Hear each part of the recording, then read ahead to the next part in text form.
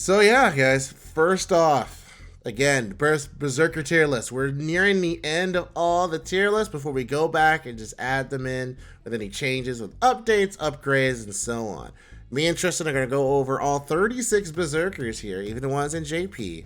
And remember, we are judging them against each other. We're not judging Berserkers against archers or rulers or whatever else. We are saying this is the best Berserker of all Berserkers for what they do, just so you know. By the way, we're also not including them inside of a team comp. We're not including them for their craftices that they can use. And we're also not including command codes, because these are things that you can apply to each servant to benefit them depending on what servant it is. We are judging the unit on their own. If you don't really have any supports for them, you just have the unit. So, let's get started with Asterios, Tristan. I want to say like a C or B. I want to say like a B. Like, cause he's not bad. He's pretty, like, his MP is. Let's look at him again, though. Let's look at him again. I'm look at him.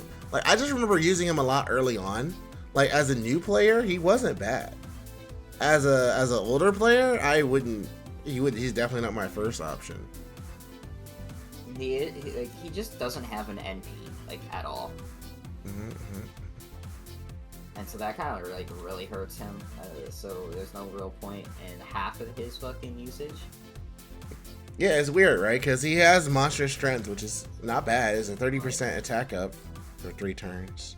His third skill is also a 1-turn buster up. Yeah, so it makes it seem like he's setting himself up to like attack for a big burst. But his MP is very supportive. And I guess in a way it's like, all right, cool. So he's gonna make you weaker, so he can attack you more. It's also an arts MP too. He only has 1 arts card.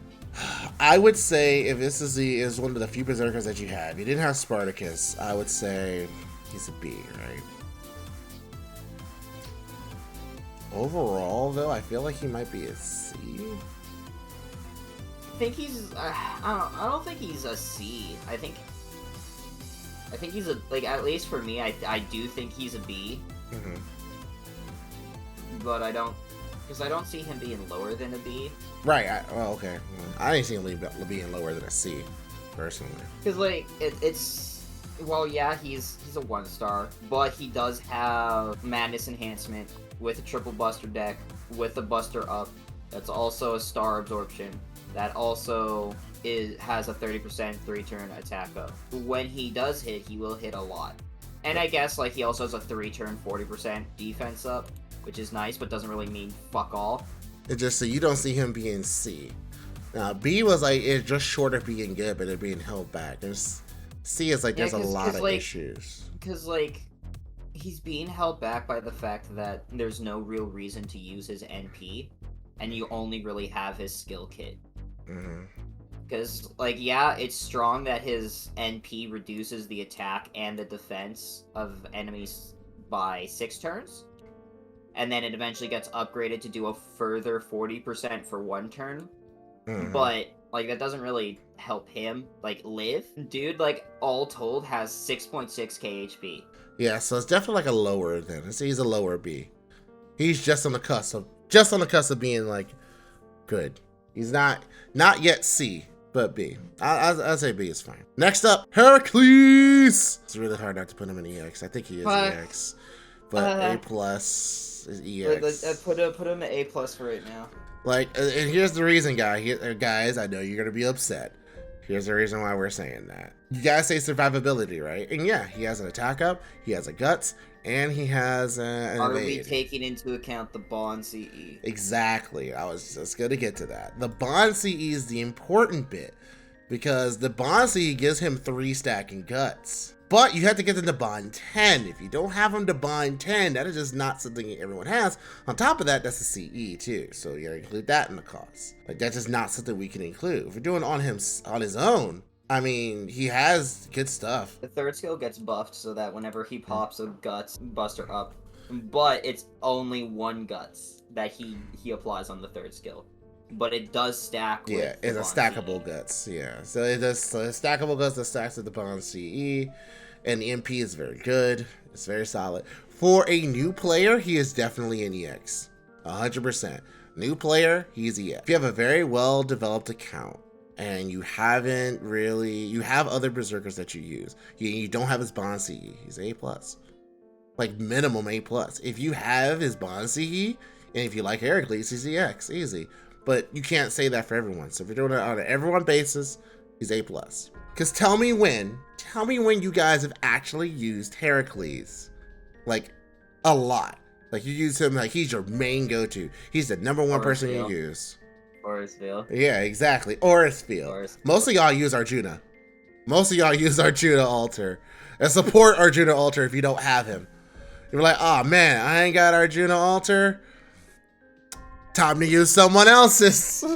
Oh yeah, some people got Hijikata. Some people got other berserkers. Some people have Morgan. Some people have Musashi, like Void.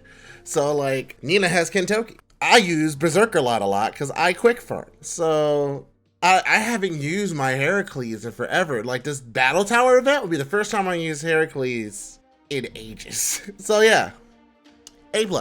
Lancelot. I want to say a fucking C. Okay, I'll put him in C to start, but I'm gonna fight at least B.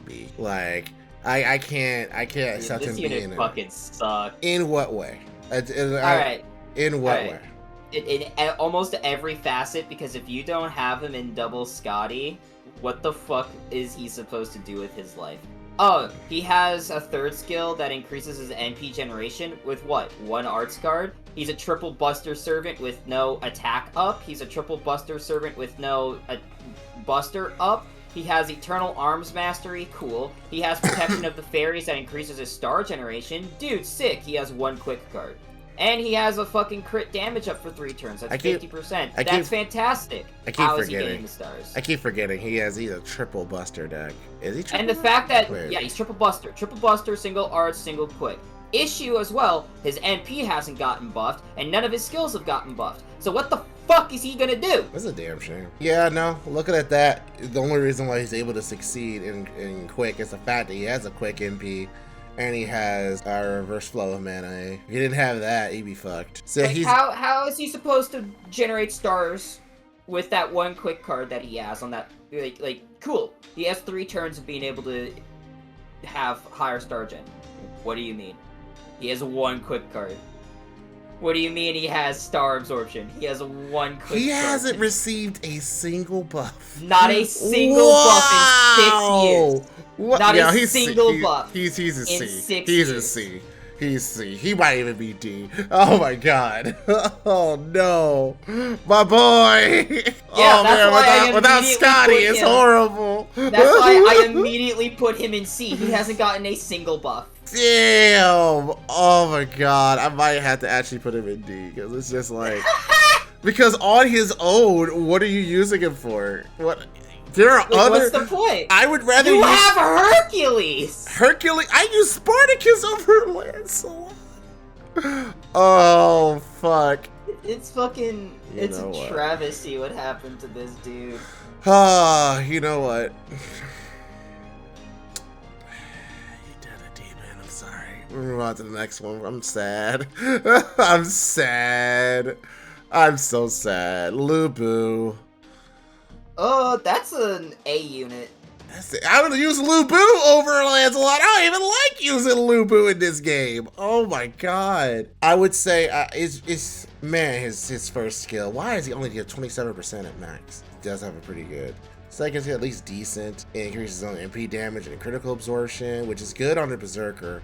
There's only 1 turn. The chance to stun isn't bad. Then the fact that it is MP... The chance to stun is really good. Yeah, and then the fact that he can deal damage that ignores defense buffs. It's also not bad. And he also has an attack up and a NP damage up. So that's going to hit even harder. So already... Yeah, so honestly, like, the improvements that you would do for him would just be updating his skills to the current age, because this is really good. Imagine getting this year 1, and you do. He has a fucking very good baseline, which is why like I wanted him in A, because he's not bad. You can even use him now. Yeah, you can still get away with it. Yeah, especially for new players. Like if you don't get Herc, you get Lubu. He does a shit ton of damage. That's really nice. He's I'll actually move this like over here. he's actually like pretty aight. He just needs like a couple buffs to be considered like A+ or above. Now, for me, minimum Spartacus goes to A+, but I almost think he needs to be an EX. Almost. I think Spartacus is an A+ unit. Like, alright, Spartacus is like so much better than I thought he originally was. I don't know what event I discovered that Spartacus was actually good. I think it was around the time that Lost Belt 2 came out. Lost Belt 2 came out. And I'm like, I think I saw Toho rarely have a Spartacus. I was like, you know what? Let me actually pull out my own Spartacus. And like, I went ahead, got his skills leveled and everything else. Because this dude has had a lot of strengthenings. Like, not only has he got a strengthening for his third skill, his first skill got buffed. So like, it increases his HP. It's no longer 600 at max level, it's now 1500. Yeah, exactly. Actually, it's a meaningful amount if you level that up. Second skill, he already has a guts and is an MP charge. So that's like really good, especially on the Berserker. Then the last one is a buster up and also additional heal. I mean, the really good thing here, like, one of the reason why I don't want him in EX is because his skill cooldowns are like 7 at max, which is rough. Yeah, the two that matters, the second and the third, 7 and 6. That's still, considering the third skill is only for 1 turn, it's pretty bad. It's 5 turns of downtime. It's pretty bad. Not still the guts while lasting for 5 turns is still a 7-turn cooldown. Which is a little rough, but his NP actually, like, I do like taking into account Spartacus's NP because he does have a 1.1 NP charge rate. So like, even with 1 arts card, that will actually balance out if you do like a Buster Quick Arts chain. Like he will actually like, yeah, see his NP. That MP charge on attack for a Berserker, that's insane. That's pretty good. On top of that, his materials are pretty easy unless you need bones. Like, that's, to me, that's the hardest thing. He's gonna need a total of 12 bones to get his final ascension, and for each skill is 24 bones. So unless you need bones, it's pretty easy. Not bad. Honestly, not bad. I'll stick to A. Well, A+. I'll stick to A+. Yeah. But I use him a lot. Like, he's a good... I use him even on my main account. Now, Golden! Oh, that's an easy EX. Yeah, 100% easy EX. 100%. Like, it wasn't even a question in my mind if Kintoki's EX or A. No, this is an easy EX. He's got a monstrous strength of a 50% attack up with an NP that goes through defense buffs, has a 50% chance to stun at base, and he has a 50% battery. Yep. Like, literally, he's good. I think they only buffed his MP. They haven't buffed his skills. They haven't buffed any of his skills, only his NP, so he does more damage on the fucking NP, which is the entire reason you're using him. And they gave him a 50 battery. He also has an MP charge attack of 1.03. So. Yeah, he comes in, fucking golden sparks your ass, and leaves, and his job is done. Yep, he does the job very well. It's easy. Now his ignored defense is before strengthening. After the strengthening is the reducing the buster resistance for 2 turns. I like the fact that it lasts longer. So, oh yeah, just in case you live.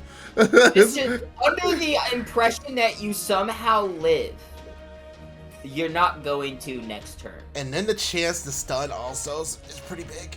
Yeah, 50% at overcharge 1. Yeah, that's good. Yeah, that's good. Honestly, easy EX in my life. Vlad. I was gonna say like A or A+. Kind of what I'm thinking. It was either A or A+. But Vlad's good. I remember Vlad's a meme because early on, people didn't like Vlad. People didn't really want to use Vlad. But if you think about it, Vlad is a bit of an anomaly. This is a Berserker that takes the concept that I think they were trying to do with Asterios and Lancelot, and like does it well. Like, first of all, his deck type is quick double arts and double buster. So already you're giving him that chance that he has more arts cards than a normal Berserker. He has one of the first like MP drain effects Fun fact, in the beginning, I did not know it wasn't an automatic 100% chance to drain the Noble Phantasm. I thought it just auto happened, but you had to level up to 10 for it to be 100%. Still, just randomly, hey, I get 30% MP. Great. Before the buff, his increase in defense was just like, okay, that's not bad. And then they're like, all right, cool. So what if we increase his attack and his defense for 3 turns by 30%? And it's like, oh shit, that's really good. All right.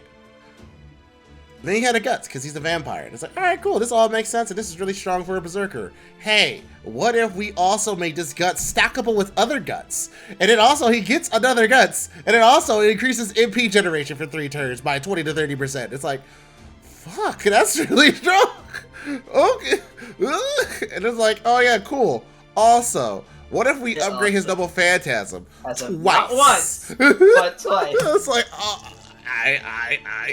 I will say too, they upgraded his Noble Phantasm a second time after a later unit gets introduced. Because people was like, oh man, this new unit, even me, was like, oh man, I like this new unit. They're the new face of Arch Berserkers. And they're like, actually, why the banner was still up? Gave Blood a strengthening, and it's like, oh. Because like even before like people really played around with Galatea, Vlad was just better because Vlad had better NP scaling and he had better skills. And then they were like, yeah, we're buffing his NP again. You're just like, oh well, I guess there's no question then who's better. No question. So no, that's an easy one. Now let's go to a little bit harder. Not a little bit harder, but a little bit sad. Caligula. I guess after all that, do we still want him in A+, or do we want him in EX at that point? I'll put him in EX. Cause that's a lot. He does a lot on his own. That's a lot. That's a lot. He does a shit. Like as we were going on, I was like, is this an wait? Like he went to A+, but like considering everything that he has, there isn't a downside. There is not a single bad skill. This is sounding more and more like an EX and not an A+. Wait a minute. He literally is. All right, now I have to fight for Caligula being B. Let me look at his skills again. I love using my Caligula. All right. Don't like the defense reduction, but he's a berserker. He's a piece of paper anyway. He has Imperial Privilege, which 60% does kind of suck. RNG you're playing. Buster up for 1 turn and hurts himself. He is an ultimate glass cannon, and I love him. With a chance to seal all enemy skills for 3 turns, reduce their defense by 30% for 3 turns. And has a chance to seal their MP as well. So I don't. Yes. So in an ideal setting, right? You have a 30% attack up for 3 turns, on top of a 40% attack up for 3 turns, on top of a 50% buster up on a triple buster berserker. He is the ultimate glass cannon. That without Merlin, if one of those buster cards crits, it is doing 50k on a crit. Because he also has Madness Enhancement A+, which is a passive 11% buster performance increase. I don't think he's A, but I will fight for him to be B. He's a 2-star with that sadistic constitution. I really don't like. I mean, like you said, it is a glass cannon. I don't like the Imperial Privileges. You can't count on it though. You can't count on that. Which is why I said like in an ideal setting, because anything that's not like an insta proc for like Imperial Privilege or Lakshmi's skill, like what Lakshmi's charisma. The problem with that is she has another skill that increases. Yes, but without that buff chance, anything that is in this game that doesn't have like a 100% chance is a 50% chance. I get that. But for me, if a servant has built into their kit that they could increase their chances up to 100%, I'm fine with that. Because at the very least, it's in their kit. He's not worse than Asterios. If Asterios in B, then Caligula's in B. Like, if anything, Asterios might be worse than Caligula in that regard. But so it's fine. Yes. Now why should I Victory. Now why should I like Darius? Darius at like baseline B, and I can go lower. But he's also like one of those units that just applies a Buster resist down on a skill, which isn't something that anybody can do. That is true. And it's not like he has any bad skill per se. He just doesn't have anything really going for him. Like, the most unique part about him is the fact that he does have that Buster resist down, which I think he's one of the only units that actually does that. That just applies a Buster resist down. Yeah, like on a skill, not like where you have to hit. Not on like an overcharge or like an NP based thing. It's pretty cray, actually, when you think about it that way. And it's for all enemies. It's an AoE wide, and it's still 20% for 3 turns. Yeah, that's so it's not like... Yeah. Yeah, that's not bad then when you think about it in that context. Yeah. Okay. Like, I don't think he's higher than that because... Right. Yeah, he has a disengage and a fucking golden rule, and he's a berserker. Yeah. It's kind of iffy. Like... He's in good company in the B section. Kiyohime. Fuck, how many people are we gonna upset with this placement? It's a damned if we do, damned if we don't, isn't it? I'll put her at C, but I'm probably gonna go lower. I think Semi was the other one, but it requires stars to activate. Okay, got it. Like she's also one of the OGs too. So like, get it? One of the OGs. Kiyohime. I think I'm willing to boost her to B. Because of the fact she can burn. Because she has a 2.3 NP charge rate. Holy shit. She only has one arch card. She only has one arch card. And it only hits once. So, like, it's not outside of the realm of possibility for her to get her NP out. Yeah, that stalking, though.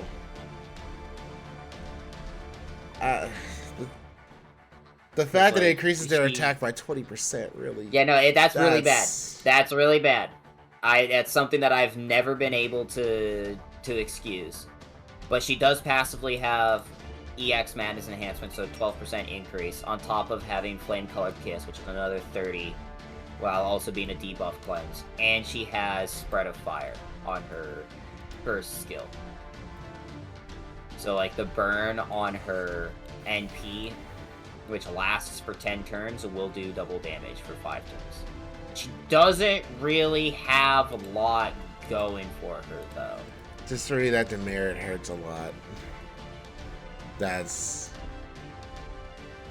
certainly don't think that she's anywhere above B.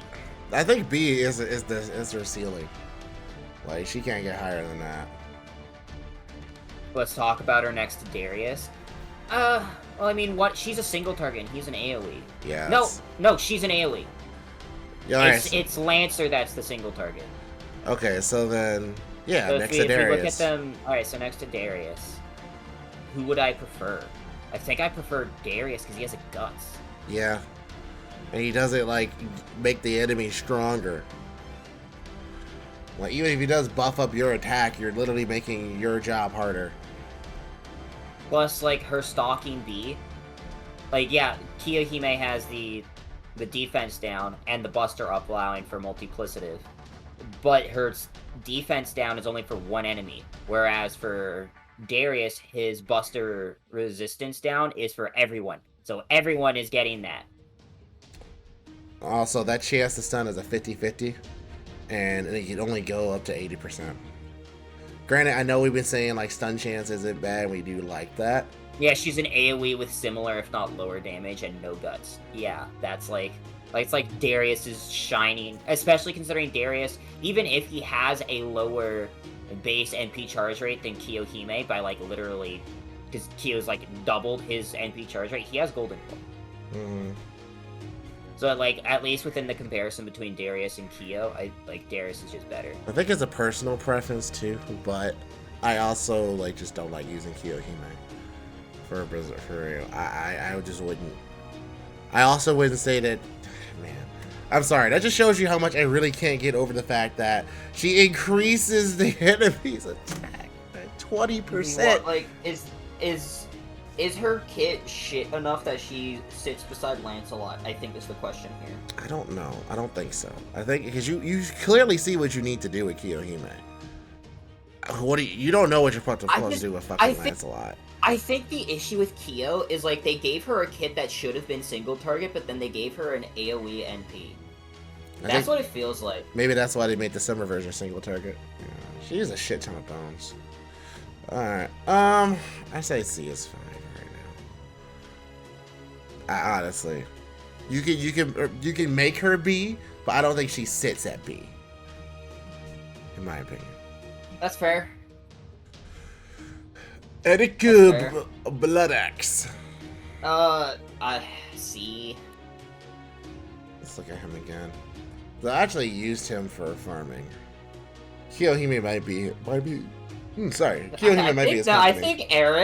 I actually think Eric might be beside Lancelot. What does he do that you don't like? Everything. Okay. His entire kit's garbage, brother.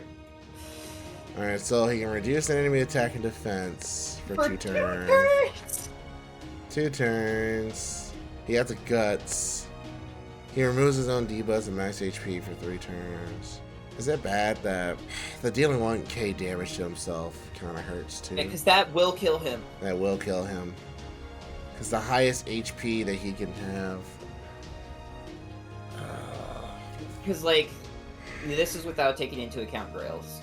Just, like, for right now. So, like, at, like, max level, he's going to have 7.6, 8.6 if you put silver foes into him. That's literally an eighth of his health. That is an eighth. That is an eighth of his health. 2, as a Berserker, you can't really just afford to give that shit away. Yeah, you're already hamstringing. Yeah, he lowers the enemy attack by 15%, and yeah, he increases his max HP for anywhere between 1 to 3k HP, but like it's kind of bad. It's very. I mean, granted, at the very least, he has a guts. So if he kills himself, he doesn't kill himself. That's a fucking sentence. And like, the MP damage isn't bad. He does increase his own attack beforehand. It's additive stacking though. He doesn't have any like multiplicative stacking. I would say he's low C. Low C, all right. Because honestly, the only reason why Lancelot's not an F is because of Scotty. Because of Scotty. Honestly, no, this is even without Scotty. It's just like his kit doesn't work at all. With Scotty, it'd just be a C because you can make it work, but it's a lot of work. With Scotty, he's EX. Sorry, like, yeah, fine. Just the point is, again, without Scotty, Lancelot's a fucking D because his kit fights his entire fucking existence. And his card type. His card types fucking suck. This is bad. But we're gonna move on to a better one. Tamamo Cat. Tamamo Cat B? I say start with B, and we can B and work our way up or down. Yep. So, monster strength off rip. Really good. It's 2 turns, but still good. Witchcraft, which I was so confused where Tamamo could like reduce the MP, but also gain it, but then she can't. But they also made that because it's not vampirism, right? It's witchcraft. Yeah, but they also made it so it grants her invincibility for 1 attack or 5 turns. So at the very least, is that it's some type of survivability, which is really nice. Yeah, especially because that drain chance has probably won't go off as a max of 60%. So like it's like, oh, okay. I think the only thing for me about Tamamo Cat that really like hurts her being higher for me is the fact that she doesn't have a quick up. She has like nothing else going for her. Yeah, the only thing she has that monstrous strength. Yeah, she only has the monstrous strength as an attack up. And with a quick NP, with a triple buster deck, she's not getting any kind of bonus, you know? It almost feels better to just use her face cards than it does to use her NP, because her NP stuns her for two turns. Even though it gives her, like, 100% overcharge 3k HP per turn. Granted, the reason why they buffed her third skill was so that it could give her the debuff immunity to not get stunned. But until you actually do that strengthening to increase her shapeshift to shapeshift lunge, you don't get that debuff immunity. I'll say that mainly because of that upgrade, I'll leave her in B. Because at the very least, she's finding a way around her shit. But again, I also agree with you. It's almost like you don't want to do the MP. Because it's almost, because like, if you just, like, her only passive is Madness Enhancement, which is a buster performance increase. And she's a triple buster deck. She's a triple buster. So, like, her entire, like, kit, like, just idea so far is using the triple buster to gain the most out of Madness Enhancement, and she has Monstrous Strength. So that Buster Brave Chain with a 9k attack stat is already gonna do a fuck ton of damage. So what's the point in using the NP when the Brave Chain will just do more damage? It really is bad. This is, in year one, it had no idea what the fuck to do with fucking Berserkers. Oh, don't worry, we're about to come across a fucking unit after Beowulf that has probably similar issues, if not worse. Yeah. So then, is Tamamo Cat worse than that other unit? No, I think Tamamo Cat just base is fucking B. I think B is good for her. I think B is fine. Like, C is like, if you don't upgrade her, she's a C or a D. If you upgrade her, do all the upgrades, you do your diligence, she's a B. Not a high B, but a B. It is just sad because, like, Darius is probably better than Why did year one have 3 AoE quick berserkers with buster decks? Because they had no idea. They had no idea. They had no idea what the fuck they were doing. They were just like, what do we do for berserkers? We only had an idea about Heracles and Vlad. Bro, after all of these B, C's, and D's, we're about to have another A+ unit. Actually, I even missed it. We actually got one before Beowulf. No. Let's talk about it now. Alright, we're here now. Hello, Fran. Hey, Fran. Fucking... I'm... Put it beside Lancelot for right now, and then I'll work my way up, maybe. Maybe. This is tough. This is really tough because she has a lot working against her. You know that thing about Tamamo Cat stunning herself for 2 turns, but you can mitigate that because she has a fucking debuff immunity? Fran doesn't have that. She has Galvanism with 1 arts card. Yeah, with 1 arts card and a 0.8 charge rate. She has, like, if her second skill is a 60% chance to stun one enemy and reduce their defense for a turn. Yeah, one enemy, by the way, with an AoE NP. Is automatic 60%. 20 to 30%, but again, it's only 1 turn. So they're saying, alright, I'm going to make this dude weaker once. After that, you're on your own. Also increasing the MP damage for 1 turn, but has a chance to inflict 300 damage burned herself for 5 turns. It's not stackable, but you're burning yourself. But you're burning yourself. And then AoE, 500% chance to stun herself for 2 turns. No debuff. No anywhere debuff. In the kit. And it reduces their critical attack chance for 3 turns if they somehow live, which is really odd because you shouldn't want them to live. You should want them to die. Yeah, she's bad. Even with her buffs, she's bad. She's just bad. Like, she's not like C bad. No, she's bad, brother. But yeah, no, it's just not good. Not good. And the materials, she uses so many bones. 36 bone per skill, plus 24 to level her up. And she needs 60 gears. Oh, good. F for Fran. I mean, I don't know, man. I don't know. I think that 2-turn stun is kind of really fucking bad. Because it stuns her the current turn, and it stuns her the turn after. And then it stuns her the turn after. Well, it is pretty bad. I just try to think, is there any use for her? It's like, if you had... No, I used Tamamo Cat over her. And even with Scotty, she's still bad, so no.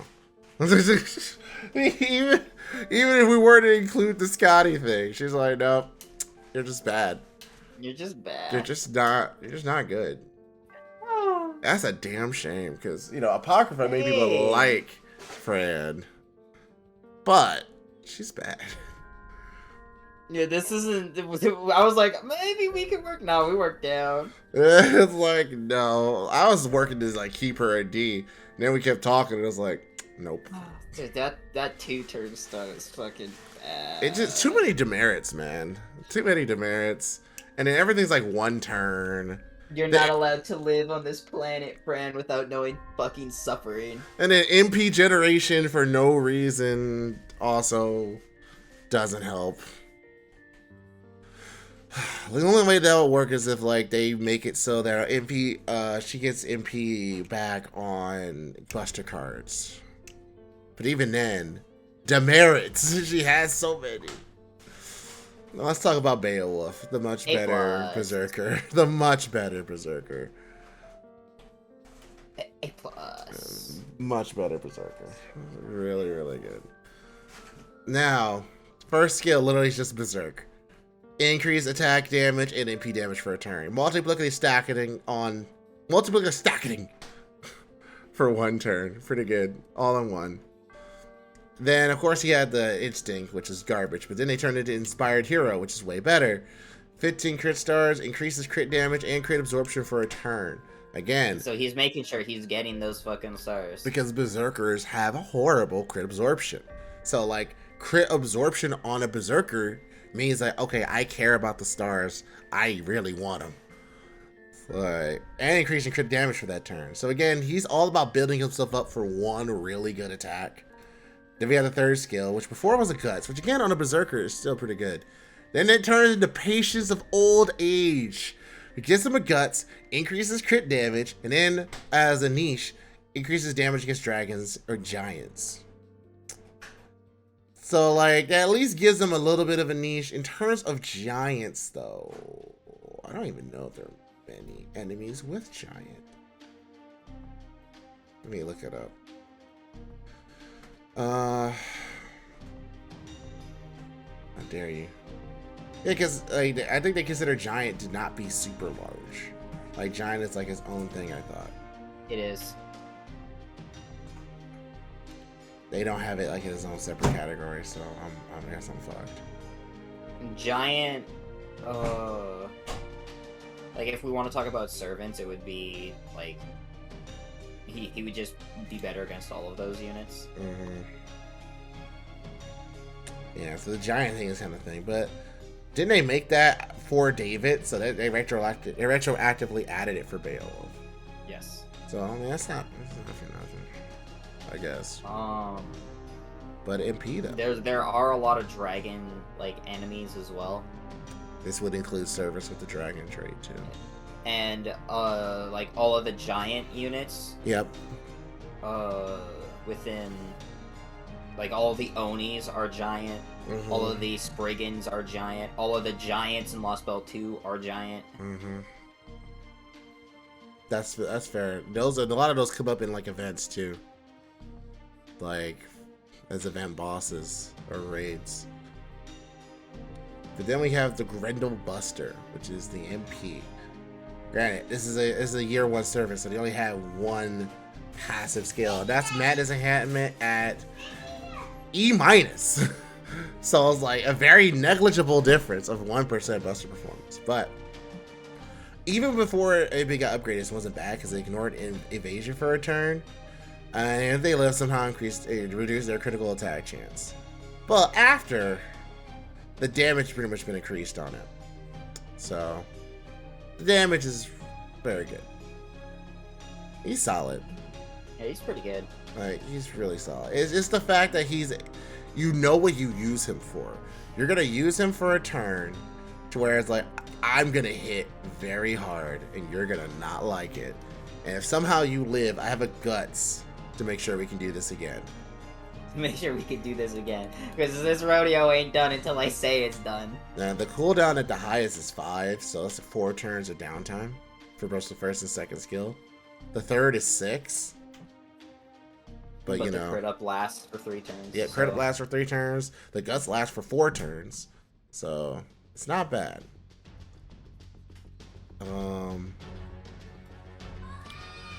Think that's about it for that I can have. I guess I can't put the... Are they? They're not A, right? Just because of how good they do the one job. I'm pretty sure... I like thinking they're an A+. Yeah, because it's like... I say that's fine. I say this is fine. Mainly because, like... A+, he will... Like, he has the initial Star Bomb. That also gives him a crit damage up of 50%. That also gives him Star Absorption. And if you pop his third skill, that's another 50%, leading to 100% neutral neutral crit damage. If that's in a Buster Brave Chain, this dude's going to fucking nuke whoever the fuck is in front of him. That's good. Fair enough. Reaffirmed. Now we got Nightingale. Nightingale's probably an EX. Shit! I remember when Nightingale came out, and we talked the most mad shit about Nightingale. We talked the most mad shit about Nightingale. Because that was the funny thing to do. But times have changed, so let's talk about it. First, I just want to have her there in case we have to go down. That's fair, but let's go from there. For a targetable heal, isn't bad. But what makes it good, it later becomes targetable heal plus debuff immunity plus instant kill immunity. Like, which is really good. That's good on a targetable skill. Like on an MP, okay, not that great. But what I like about it too is that it's very flavorful. She's like, I will make sure nothing kills you. Like whether it be damage or a debuff or insta death, that's not gonna affect you right now. Rip insta death. And then we have one of the most unique buffs, because I haven't seen this on anymore, or very rarely. I think Veach is the only other person. Human comprehension, but increases own damage against humanoid enemies for 3 turns and their defense against them. Veach isn't against humanoid, it's human. Oh, okay. Right? It's Veach is human, straight. Yeah, no, there's a difference. There's a difference. See, I don't know. Is there another one that uses humanoid? Yes. Iza. There you go, and that's why we like Iza. That's why we like Iza. Oh, man. And then we got the third skill, Angel's Cry, which is that targetable buster up for 3 turns, 30 to 50%. This is why people were saying use her in conjunction with Merlin, because of that. It's insane. That's really good. Her NP is fucking ridiculous. Now, let's go over what the MP does. At the beginning, it removed all parties' debuffs, gave you 3k to 5k depending on your MP level, and it reduces MP damage for 1 turn for the enemy. Okay. But now it reduces enemies' attack by 50% for 1 turn on top of that. So like you're that gonna NP is gonna do 0 damage. 0 damage. And then like your healed and party debuffs are gone. So like you're clearing the field. Okay. Let's do this again. Plus there are double buster, double arch. Round 2. Double buster, double arch. They have 6 hits on their quick card. 6 hits. Not bad. She's probably... we could probably put her down in A+. A+ is fine for me. Because while she does stuff good, it's like, okay. She will fucking evaporate. She will. But she does provide some very good support. I'll say it's enough to be an A+. But I don't think she's enough to stand like shoulder to shoulder with Kintoki and Vlad. She could be an A+ with Merlin. Now can Ku stand shoulder to shoulder with Kintoki and Vlad? Let's talk about it. Let's talk about I'm it. A+ right now. So, Berserker Coup. Also, I'm glad you caught on to that intro thing. Reduces the enemy's attack for 3 turns and their crit attack chance for 3 turns, so they're going to be weaker. Their second skill, obviously, is the evade for 2 attacks, increase on defense. And his third skill is guts. It's cool because it's like it's a weaker version of Coup Lancer's kit. Mm-hmm. It's such a Coup Lancer's kit on steroids. They did finally buff his MP.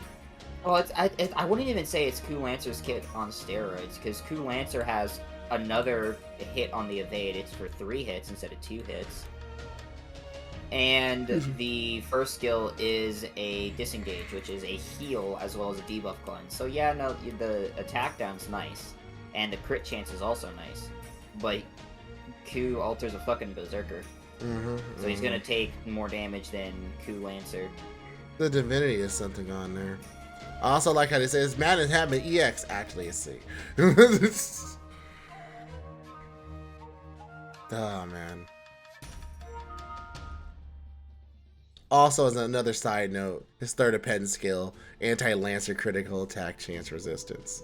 So, such a weird skill. I get it, because Coup, such a weird skill. But his MP got buffed. So not only did the damage on it get increased, but instead of just dealing straight damage, now it removes the enemy's defensive buffs as well. And that also activates first. So if they have invul or evade or anything, that shit's gone. And then now he's hitting you. Because remember, with his overcharge, he increases attack and defense for 1 turn. That also activates first. That's pretty good. Because that means there's not many things that he can't, like, bypass. I mean, he'll just hit because it also gets rid of Artoria's anti-purge defense. Yep, it gets rid of literally every defensive buff. Which, you know, I think is weird that they make a specification for that. That to me, I guess that means they consider that a defensive buff, and that might mean well, I mean, because like, obviously, the reason why they make note of that is because all of these units that remove defensive buffs before activation of the Noble Phantasm is because you face those units sometime in the story. Right. So it's in order to actually have some kind of fucking threat, and you can't just Artoria NP everything. But I would like to actually see a time where we could actually take advantage of that removes defensive buffs and have that Artoria, like, anti-purge, like, be something we face against. It's just that it's not something we have to worry about, but it's actually something we can utilize. Haven't done it yet. Still holding out hope. Holding out hope another day. Hey. Keep him A+. This is why. Because he's 1 buff away from being EX, I feel. Because he is really good. His damage will nail the opponent. But I feel like there is something he's missing to truly be EX. On top of that, he's also story locked. So, like... yeah, the story lock does hurt. Because, yeah, like, while Kintoki's limited, I could just get 1 and I'm fine. And he has a rate-up banner, whereas him being stuck in story, you don't know what you're fucking getting. You have no clue. And Vlad's permanent. With all those fucking buffs. Insane.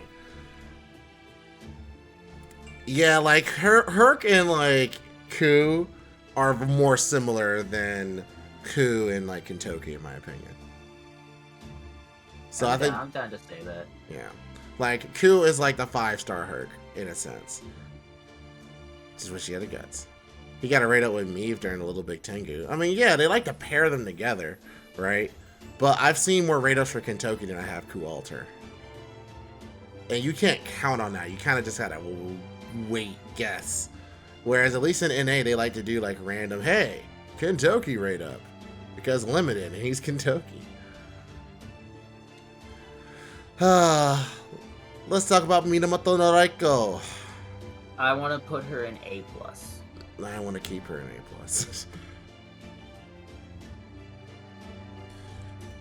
Like, A+. Like, I don't think you can argue to put her lower.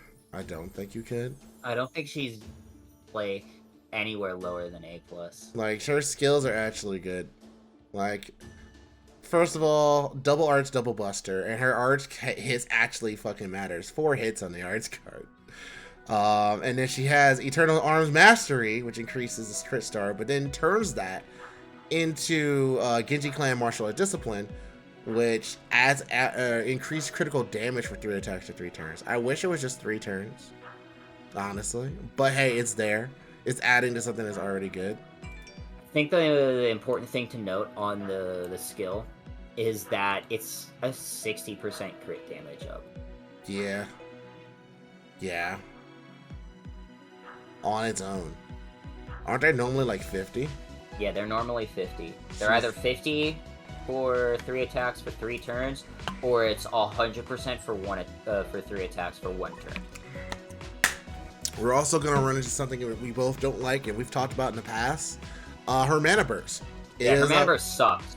The fact that it is a 1-turn buster up and a 1-turn evade means you have to choose when you use this. Are you going to use it to help her Noble Phantasm, or are you going to use it to save her life? I don't think this is good. I think they should have split those up. In the future, if the skill is going to get buffed, make those last longer. Even if you make the evade last longer, it would be better. Because that's what they start doing later. Later, it's like, okay, cool, we'll use the buster performance. But hey, the evade lasts for 2 turns, or something like that. Mystery Killer A. Increase their damage against demonic enemies, and then increase own damage against enemies with Earth or Sky attributes. So, not bad. It's a niche buff. So, it's a skill you really aren't going to use at all, unless it's like, oh hey, I'm about to fight demons, or oh hey, I'm about to fight servers with Earth or Sky. Granted, Earth or Sky is literally half the surface. But it's still, like, you can't just bring her to everything and just pop the stir skill and expect it to do something. Well, it also looks like she's actually the first Berserker in this list that has 4 passives. Yeah, this was when they were like, alright, let's actually start giving Berserkers something to, like, do. Yeah, like, Which is why, like, her quick card isn't a detriment, because she actually does have an increase to that damage. Yeah, by 11%. And it hits 3 times. So it's pretty good. Then it has a divinity on top of that, which is his own extra thing. So yeah, there's that. And obviously we get to the MP. It's an AoE MP. Increases own crit star generation rate for 1 turn, then deals damage to all enemies. Very good. But then it makes it better. It reduces their critical attack by 20% for 3 turns, and also bumps up the damage. Again, the weird thing with me in this critical attack chance thing is that ideally they're going to be dead. Yeah, especially on an AoE, like I feel like that's a Berserker. Yeah, like I feel like that's something you do like on more on supportive Noble Phantasm, or Phantasm that you know isn't going to do a lot of damage off rip. So this is the thing that you use to make sure that that something happens after. There was once upon a time though where I would say Raikou would have been EX, but she's just been power crept. Power creep. So power creep just took the shit out of her. She's still good though if you have her. Just there are other units. There are better units. There are better units that you can go for. Ibaraki Douji. I want to say I want to say A. I think A sounds right to me. A is like the banana is very good. Like for someone that like we fought as a raid boss, like I think this is our first major raid boss actually. Was Ibaraki. Yes. So like the fact that like, oh yeah, you get Ibaraki by the way, and she's not terrible. Like she's actually pretty good. Her first skill has some high utility. The fact it increases the party attack by 10 to 20% for 3 turns, and then her own MP damage for 3 turns. 20 to 30%. I like that. I like that a lot.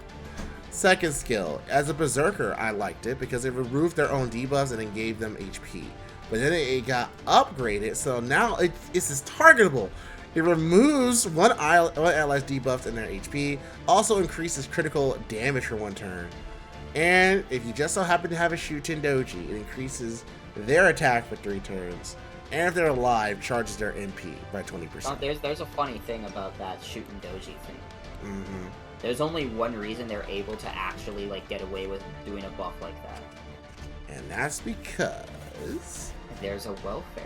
Yep. Because within Japanese gambling law, if you do something like that where it directly affects another unit, like not any berserker or any assassin, no, if it directly affects a named unit, that unit has to have a variant that is free to get.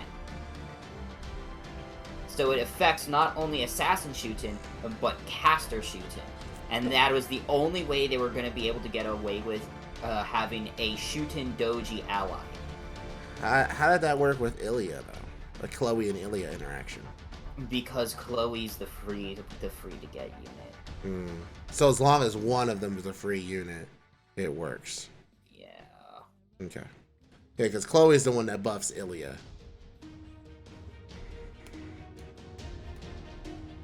So, it's still pretty good just on its own. I like the fact that it's targetable. Like, she turned the second skill, was very selfish and super helpful to herself. Now it's like, alright, cool, we can get that to someone else if we need to. So it gives her like this side utility, like being an off support in a weird way. Then third skill, just some selfish defense increase. I like how it doubles Doji it. given to you by the government, yeah. Now give me my assassin, you fucking bitch. Increases own defense by 30% for 1 turn, then further increases own defense for 3 turns.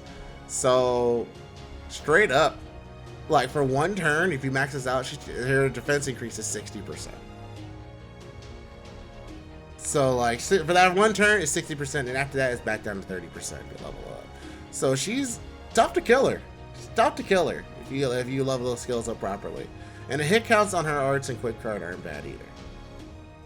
1.03 attack of Berserker. Mad enhancement for Berserker performance. And she hasn't even had her MP buffed either. It's just as a single target, removes their buffs, reduce their defense. So that means the more that she hits you with this MP, the more damage she's doing. I'd say definitely she's a solid A. Like, close to an A+, plus in my opinion.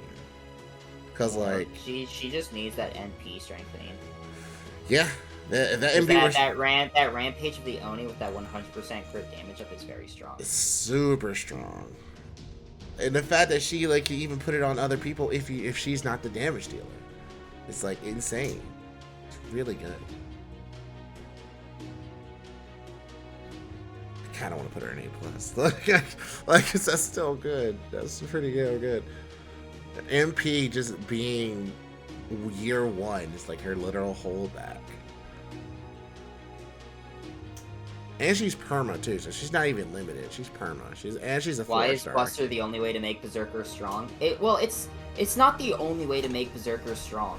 It's just all of these units that we've talked about are year 1 units. Yep. The unit we're now starting to get into year 2 units where you'll see like quick and arts Berserkers actually being like very strong.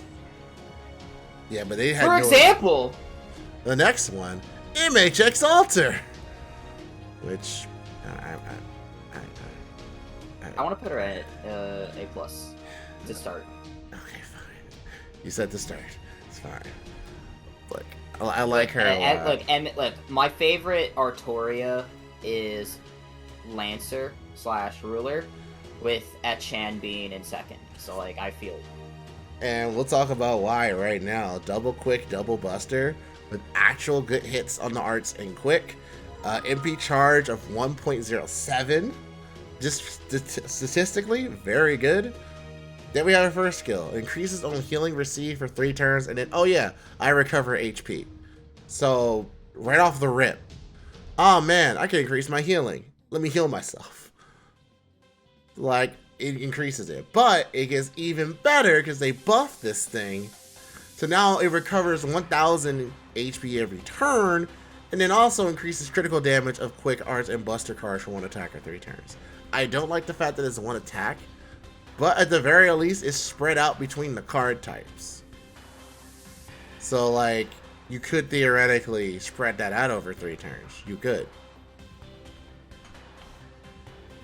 So, not bad. 20 to 30%. Second skill was the normal instinct, and then they turned it to something amazing. 20 to 30% quick performance for 3 turns, and then 20 crit bomb. Yeah, it's now just a fucking steroid. Like, oh, they sure. just made it a steroid. Like, sure, that's good. The third skill on the face, and I remember in the beginning, I was like, I don't like this skill. It reduces one ally's crit star absorption by 100% for 1 turn, but it also increases party attack by 10 to 20%. Which like I actually liked, because you target one ally, they had their crit star absorption lowered, which instantly raises hers. Right. And it's also a party-wide attack up. So for a Berserker, that was very nice. Well, now that we also have instantaneous Shadowless Blade, that's also a 20% attack up into a 30% quick up. So the multi-plicative stacking, and on top of that, it's a crit bomb. And it's a crit bomb. So now those crit stars. So now those crit stars are going to go to her, which can then play into the chestnut pace, where she increases the critical damage of her quick cards. Mm-hmm. Start to see how we're starting to feed into each other now. Buster performance 6%. That's fine. MP originally deals damage to one enemy, and then it deals extra damage to saber class enemies, right? Because Image X Alter. Now it increases own damage against enemies with a good alignment by 50% for 1 turn, which is 50% at base. Of every servant in the game. And then also increases the damage. And this activates first, too. So, pretty damn good. And you easily see why in the Scotty system she did so well. She has everything in her kit to succeed. Like every single ruler, for example, is good. Every single one. Mm-hmm. Yep. Almost every single saber is good. Almost every single lancer is good. It like the good alignment is there. Galatea is heroes, so you're gonna see good alignment a lot. So yeah, no. So then, what's holding her back from being naughty X then? The fact that her fucking crit damage up is for 1 hit. Instead of just being the 3 turns. Instead of just being for 3 turns. I fucking hate this stupid fucking shit. Where they're like, what it, like... I don't get it. Well, no, I do get it. It's just dumb. I understand the entire reason they do it. It's just one of the worst excuses I've ever seen in my life for a fucking buff in a game. Also, yeah, no hard survivability. She has no guts. She has no evade. She has no impalm. And so she's essentially like a better glass cannon without really being made of glass. She's more made of fucking wood. I can see that being an A+ then. Like your hate boner against this one thing I get, but like also the fact the hard survivability is also rough. The HP is there, but once that runs out, a little harder. At least it increases her own healing received for 3 turns by 50%. Yeah, which also like applies to the HP regen, which is very nice. Mm-hmm. So that's 15k she's getting every turn for 3 turns, on top of the 3k she's getting. So not bad. 5-turn cooldown as well. But like I said, no hard defense. Everything's actually 5. The cooldowns are really low. Everything's like 5 turns. That's pretty good. I'll leave her A+. She's a high A+ for me though. Like, for sure. High A+. Give her a hard defense. It's over. Hijikata. I remember in the beginning I liked Hijikata aesthetic wise and the fact that he's Shinsengumi. And then I saw his kit and I was really sad. And I was really sad. Because I'm like, oh, he gets stronger the lower HP he is. So arguably, I actually, in the beginning, had him at a C. In the beginning. I want to say he's an A for me. Maybe even A+. We can keep him at A for now and then move up or down. Right. Probably up. It's probably going to be up. But the reason why that changed, Double quick, double buster. Again, so you're starting to see they're starting to experiment more with these card types. And plus, this makes sense in the Shinsengumi. Great MP charge on attack. Good hits. And then we get into the skill. Increases the party's buster performance for three turns and the party's crit star generation for 3 turns. Both 20%. He had a disengage, so he removed his own debuff and recovered HP, which then turned into grabbing himself a guts for 1 time or 3 turns. And it's stackable with other guts, which is really important. The most important thing about it is it revives him with 1 HP. Yeah. That's legitimately the most important thing about it. Thank you. Reviving with 1 HP is the thing. The reason because of the third skill, which increases own crit star absorption for 3 turns, increases crit damage based on his own remaining HP for 3 turns. And then he deals 1,000 damage to himself without killing him. So automatically, this third skill is trying to make itself work. Like, alright, we gotta get you down to 1 HP. So with this, I remember... Okay, before I get into that, this extends to the Noble Phantasm as well. Deals 1 damage to 1 enemy, and then further deals damage to them based on the remaining HP. I remember that his damage was on par with Coup Alter when he is under the right conditions early on, and then they decided to increase it even more. They upgrade the damage. So it's like, all right, now we're gonna buff that even more. The reason why I didn't like him before, because it's like you're flirting with killing your unit at 1 HP, and there's no way to bring him back once he's gone. Like, yeah, you give him some HP, you recover some HP, right? But that's not preventing him from dying. So the fact they added the guts, stack him with the guts, and then revives the 1 HP as well. Okay, that's better. That, to me, he's fixing his own. He's getting his own kit ready to do the most damage. And then, like, the first skill is just really good on its face. It's just really good. Yeah. Honestly, if she just had like attack up somewhere, just a regular attack up somewhere. If he had, yeah. Because that's the only thing he's missing. He has the buster up. He has to increase crit damage.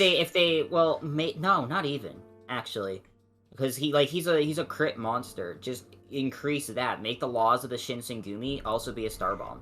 Ooh, yeah, give him his own stars. That would probably put him in an A+ right? At least.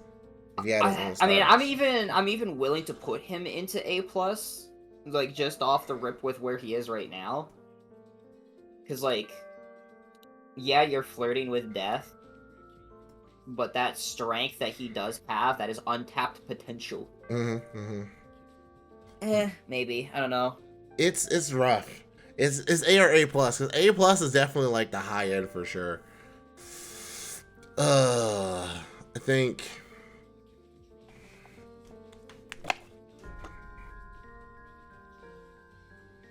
I really do want to see them give him a fucking star bomb. I think that would be fucking insane. That would be great for him. I think we're good to leave it here for now. It's A. Right. Like, because I'm looking at him like, no, fuck. I just wish it wasn't circumstantial to get the damage that Coup Alter can just do. Like, Coup Alter could just do it. You put a K-scope on him, alright, he does the damage. Hijikata can reach the same level, but he needs to fit his weird condition that he imposed on himself. Which is a flavor win. Is an absolute flavor win. He'd be EX in my eyes for that alone. He's a skill gap. Yeah, he's not super easy. You can't just pick him up and use him. You have to really like Hijikata and know how to use him. If you do that, he's an A+. Easy. And if he had a crit bomb and you knew how to use him, he'd be EX. Yeah. Please give him a fucking crit bomb. Oh my god. And now we talk about Cha-Cha. Oh man. C to start with. Yeah, I'll go with C to start with. Welfare is in effect, so we automatically put him at MP5. But the problem is, unit cannot be obtained anymore, so they're almost like a limited unit in that way. Triple Buster with 5 hits on their Buster. Kind of insane on that. golden rule, though. So it increases own MP gen, and it gives them 5 to 10% MP every turn for 3 turns. Yeah, but look at the second. Sorry, if he's able to win taking attack for 3 turns. As a berserker. Yeah, that's scary. As a berserker. That's scary. See, that sort of thing works for Yang, who's not a berserker, because like, oh, okay, your whole thing is attack me anyway. So like, fine. Then we have the second one as a crit bomb, 5 to 10 crit bomb, but it reduces party crit star absorption by 50% except herself. So it's a way to say, hey, everyone else, you don't need crit stars, I need crit stars. It is only 50%. It's half, but eh. Then we have Favored Princess of Japan EX. Reduces one enemy's defense every turn for 5 turns with 10% on turn 1. And it just keeps going higher and higher and higher and higher.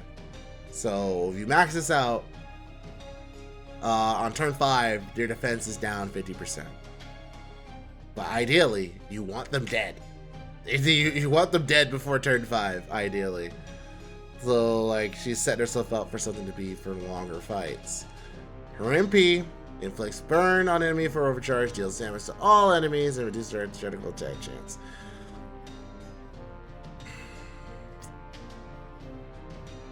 I would say, really, she's only C because of that first skill.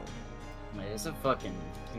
Yeah. Hit me! Please don't. Please don't hit me. If it was like, if it wasn't that, it just increased on MP generation, I'd look at it weird, but I'm like, alright, whatever. But yeah, no. And then she doesn't have any taunts, so she can't naturally draw attacks to her anyway. There's no benefit. She doesn't have any hard survivability as well. Yeah, at least I see what they're trying to do. It's just she doesn't have the tool set yet. Unlike Lancelot and Fran, we're just like, what the fuck? So I think C is fine. Yeah, I think C is okay with her. Paul Bunyan! Isn't it Penthesilea and then Paul? Is it Penth? Did Penth come out before Paul? Yeah, it is. You're right. Penthesilea! Sorry! I want to say A+. Because she's good. Penth is... You want to, want to talk about a fucking DPS unit that can also fucking swap into a pseudo support. Yeah. Really living up to that queen type of royal. Like, I actually use my Penth a lot. Plus, there's not like a single negative thing about her skills. First skill, increase party attack for 3 turns, 18%. Okay, it's Charisma B, that's expected. Then the second skill is Golden Roll Beauty, gives her MP gauge every turn for 3 turns, and debuff immunity straight for 3 turns. That's 10 to 20% every turn, by the way, for the Noble Phantasm. And then increases party's buster performance by 10 to 20%, but it also increases her own damage against Greek mythology males for 3 turns. 50 to 100% depending on who she's attacking. So yeah, if you happen to be in a situation where you're in that niche, she's excelling. If you don't, okay, buster performance. So she has multiplicative stacking in her skill set, naturally. Plus Divinity, plus Madazam and EX. And then her Noble Phantasm. Reduces their attack for 3 turns, it deals damage to 1 enemy. Like, it's good. Like, it may not be super duper fancy, but it's good. Like, it's super solid. Like, she would be EX if she just had an MP buff. Like, honestly. Or buffing her first skill. Buffing her first skill, give her MP could buff the first skill. Because they're on a fucking trend where they want all of the charismas to be 20%. Yeah. Which makes sense. I agree with it. I understand what they were doing before. It was like, oh, well, depending on the level of charisma will depend on a percentage. But then that just severely hampers servants. But, like, you can't control their historical charisma. So, like, if you're gonna do that, you're just hurting them gameplay-wise. And you've already shown that to be able to change madness enhancement for people in lore and in actual practicality. Like, Berserker, Coup, Madness having EX. Actually, it's C. There you go. Very good. Penth definitely deserves to like be in a conversation with Herc and Beowulf on the 4 stars. Very, very good. Very solid. Now we on to Paul Bunyan. I want to say A. They're very good. And you can still get them too. Like, you can still get Paul Bunyan to this day, I think, is their main interlude.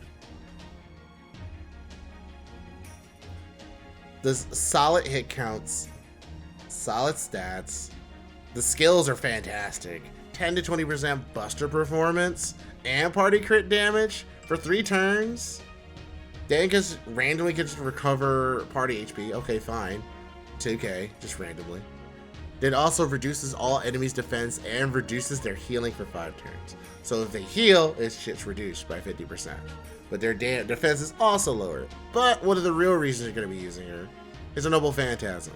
AoE deals damage to all enemies, reduces their defense for 5 turns. She has a super fucking quick Noble Phantasm. I think it's quicker than Arash's now.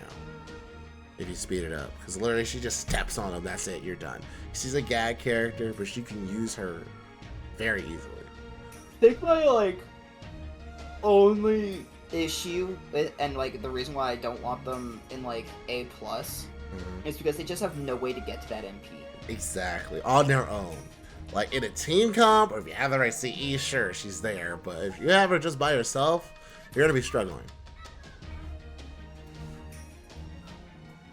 Plus, no hard defense either. I mean, Penth doesn't have any hard defense, but she's still good enough, despite that, to be up there in A+, much like Etchan. That's because their offense is so hard, like, so good. It's fine. A is fine, in my opinion. I don't think we have any fights over that. But we gotta talk about... Oh, boy. The Demon King of the Sixth Heaven. 三階神仏怪人と奇跡我こそ第六天魔王はじめ織田信長信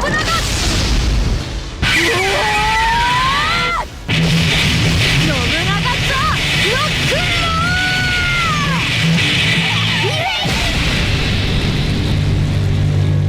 Summer Edition. I'm alright with A to start, and I can go up. She is not anywhere lower than an A, though. Yeah, A is the minimum. She's just very good. This is a very, very strong unit. 6 hit on a Buster card, and she has 3 Buster cards. 0.93 MP charge attack, with some decent hits on Arson Quick. So they did the reverse style, by the way, on her first skill. They did the reverse of that. Yeah, like they want you to use the evade first. Like, evade is for 1 turn, but the Buster performance for 3 turns. It's like, I'll take it though, because that clearly shows, alright, if you need to use it now, you can, but the other part of this skill, you have 3 turns to use, and it's on a 6-turn cooldown. Second skill, gain 5 to 10 crit stars for 5 turns, recovers party HP for 5 turns, and then charges party's MP gauge 3% every turn for 5 turns. Okay. So she's going to keep those crits coming. Then she increases her own star absorption, ignores evasion for a turn, and increases own attack on burning field. Now, when she first came out, I fucking hated this. I hated this because you can't control your battlefield. So I was like, okay, this would be nice, but it would be even better if she could, like, just do it. Oh, look. She can just do it now with her Noble Phantasm. She can just do it now. They're good. You just hit her Noble Phantasm once and it's good. Normally, it just deals damage to 1 enemy and it deals extra damage to divine enemies, which makes sense. But now, it increases damage even further and then grants itself the Burning Field buff after the MP. So, like, don't expect it before. Don't pop the 3rd skill after before the Noble Phantasm. Do it after. It's not gonna work. Washija. That's the only buff she's received. Yes. Was the Noble Phantasm. That's insane. That's really good. This is like a good start, because again, it's not really anything bad.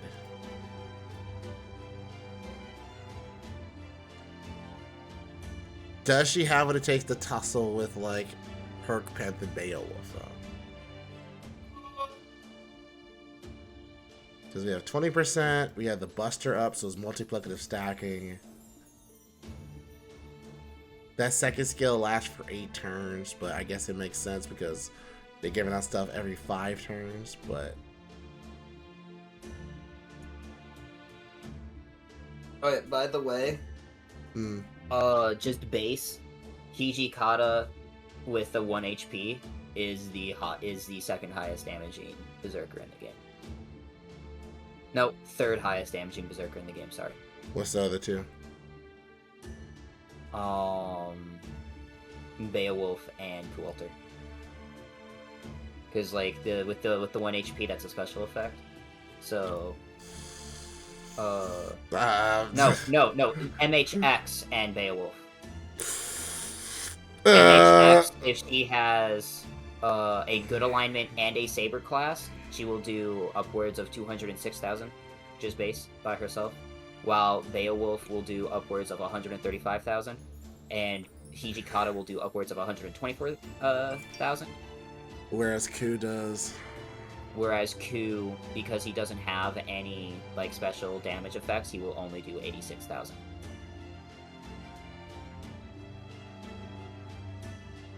Just gonna move him back up there. Just gonna move him back up to A+ real fast.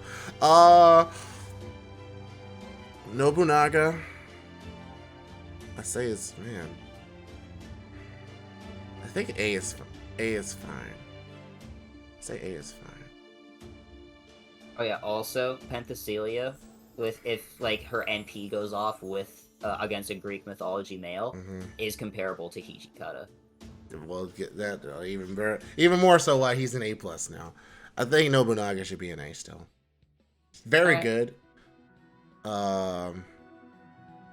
Very good, very solid. Just But then again, there's nothing bad. But there was nothing bad against. It wasn't that bad against Ibaraki either, though. It's just like. I just think it doesn't do enough. There's just not enough, you know. Yeah. It's not like she's excelling anywhere. It's just she's really solid. You can tell they want her to crit with busters. But like also the second skill, while it's like 5 turns is great, it's kind of slow to deal that out. Like so, yeah, she's getting 50 crit stars, but it's over 5 turns. You know, like 50% MP, and it's like if she had like a way to get crit stars like right away, immediately, I think it'd be a little bit better. That's fair. But the MP literally saved her. If it wasn't for the MP, I say she'd probably be like a B. But the MP saved her when they upgraded it. Atalante. Hey, look, it's Atalante. She was a berserker.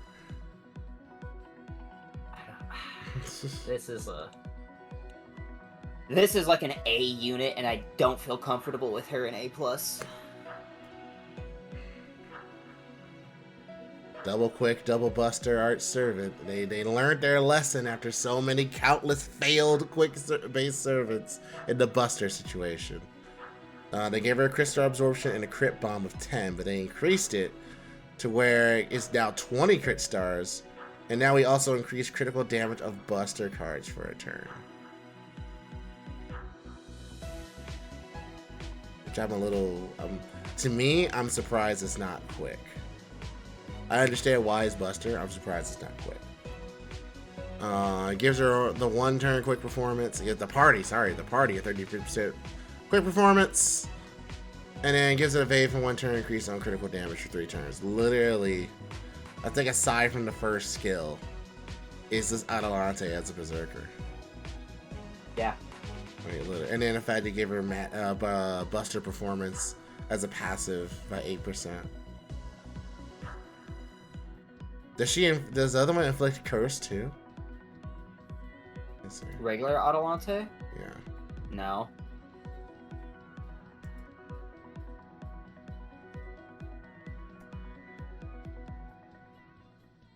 Yeah, like 2 of the skills are exactly the same, and then the crit star absorption skill is arguably better. It's way better on Berserker.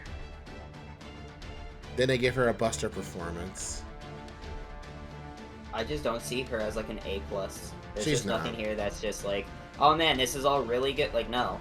Like, It's just solid. yeah, cool. She has a party-wide quick up for 50%, which is nice, which is good. And then she has a 20 bomb, but why is it on the fucking buster when you made her a quick unit? Yep. Sealing the MP for a turn isn't bad, as well as curse, but again, that's if they live. But again, And they shouldn't be living, especially at single target. Like, what's the point? she's AoE, I thought. No, it is one single target. Oh, never mind then. That's a big difference. Okay, yeah, A. That's an A. That's an A. Just not enough.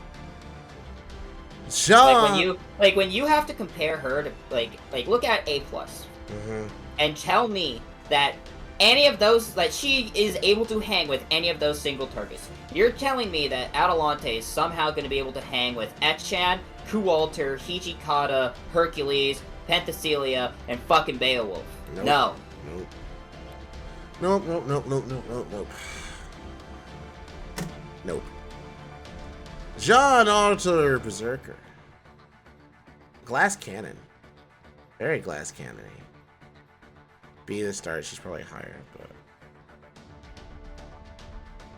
the major thing I remembered, aside from the Yu Yu Hakusho references, is the fact that she's like literally the ultimate Kuros cannon that you just get for free. 3 hits on a buster, really good hits on quick and arts. Strength self regeneration buff for 3 turns. Oh yeah, this is always confusing to me. So she has a 20 to 30% regen rate, but she can get an evade 1 time for 1 attack a turn for 3 turns. It seems very weird. But I guess it's like separate. I want her at least A. It probably will go to A, but I just wanted to look at it. With Spurn and normal attacking. I mean, yeah, there's not like a bad thing here. Let me put A. Not like a bad thing. And she's free. Flex burn. The burn is just probably because it's Jolter, that's why the burn's there. She has multiplicative stacking already. MP generation and those chances. Yeah, I know. Yeah, I don't think she's A+, but I think she's certainly A. Yeah, no, she's definitely better than everyone in B. Like, I feel comfortable more in being an A. I put her in B because I just didn't know what exactly her skill was off the top of my head. This next one's a fucking. I'm mad at this next one. I'm mad that Senju is not as good as he should be. He should be an easy EX, he's not an easy EX. Exactly. Senju should have been the Lancelot Redemption. Like, he should have been the Lancelot Redemption. Triple buster, single arts and single quick. But the hit counts on the arts and the quick are insane. But why isn't he as good? Evade for 1 turn, crit damage for 1 turn. Okay. Fine, but it increases to the critical damage and crit absorption. Crit absorption is what he needed. He needed crit absorption because he didn't have any. So I'm glad they added it, and I'm glad they also increased his crit damage to 100%. Then he has a good performance buff, in my opinion. Quicker buster performance by 3 turns, and increases on critical damage for up to 50%. So that stacks now. The first skill, that's 150%. And then we have the fact he has a star bomb of 5 to 10 for 3 turns. No, yeah. He gets 5 to 10 stars every turn for 3 turns, and then ignores invisibility for 3 turns. So he's gonna hit you. He's gonna hit you a lot. Then we have his Noble Phantasm. Increases all MP damage for 1 turn, activates first, deal damage to all enemies. The problem. He's a good unit, but how the hell is he getting this Noble Phantasm? I don't think he can get his Noble Phantasm just off of that Arch card with a 0.51% MP charge on his attacks. He's good. I don't see him as being bad, especially because he can buff 4 out of his 5 cards. But he's not EX. And I don't know if I feel comfortable putting him next to Hijikata, Kualter, or Raikou. I think he's an A. Like, A for sure, right? I don't think he's A+. But he could have been EX. And that's the sad part. He's so close to being EX. They should have, but they didn't. They did not pull the trigger and make him good. They could have easily made him good. Like, better than good. Alright, so the next one's an easy F. Shut up. Shut up. Not even entertaining that. Easy. The problem child. This is the problem child of this game. Yeah, he's one of the strongest. He's an issue. Strongest damn units in this game. Absurd. Currently, arguably one of the best units in NA right now. Like I would even go so far as to say, even in JP, he's one of the best units. Mm-hmm. And that's saying something considering what servers are coming out. Well, let's look at him. Like, there's a reason he's only ever had one rate up. Like, even for like the Christmas rerun or Christmas event that he was featured in, he didn't get a rate up, and that event has not received a rerun, by the way. Good hits all around. You get to be charged an attack, but let's get into the skills. That's the real The meat. God of Destruction Arjuna versus Super Saiyan God Karna. Oh my god. Anti-Evil, unique EX, increases own attacks for 3 turns, 23%, then increases own damage against enemies with debuffs for 3 turns. So as long as the enemy is debuffed, boom, you just got an extra 30 to 50% damage. It is not just attack damage, it's a special damage, so a special modifier. So that's multiplicative. Increases his own crit star absorption of Buster cards for 3 turns, and then charges his own MP. He has 3 Buster cards. Already really good. And it increases 20-30% of his MP with Clairvoyance Transcendental EX. Then third skill, it's the Guts. Auto Berserker, very good. Recovers own HP every turn for 3 turns. Pretty good. And now he has a fucking Guts. Let's not draw attention to the fact his fucking third skill is named Lamplight. Let's not talk about that.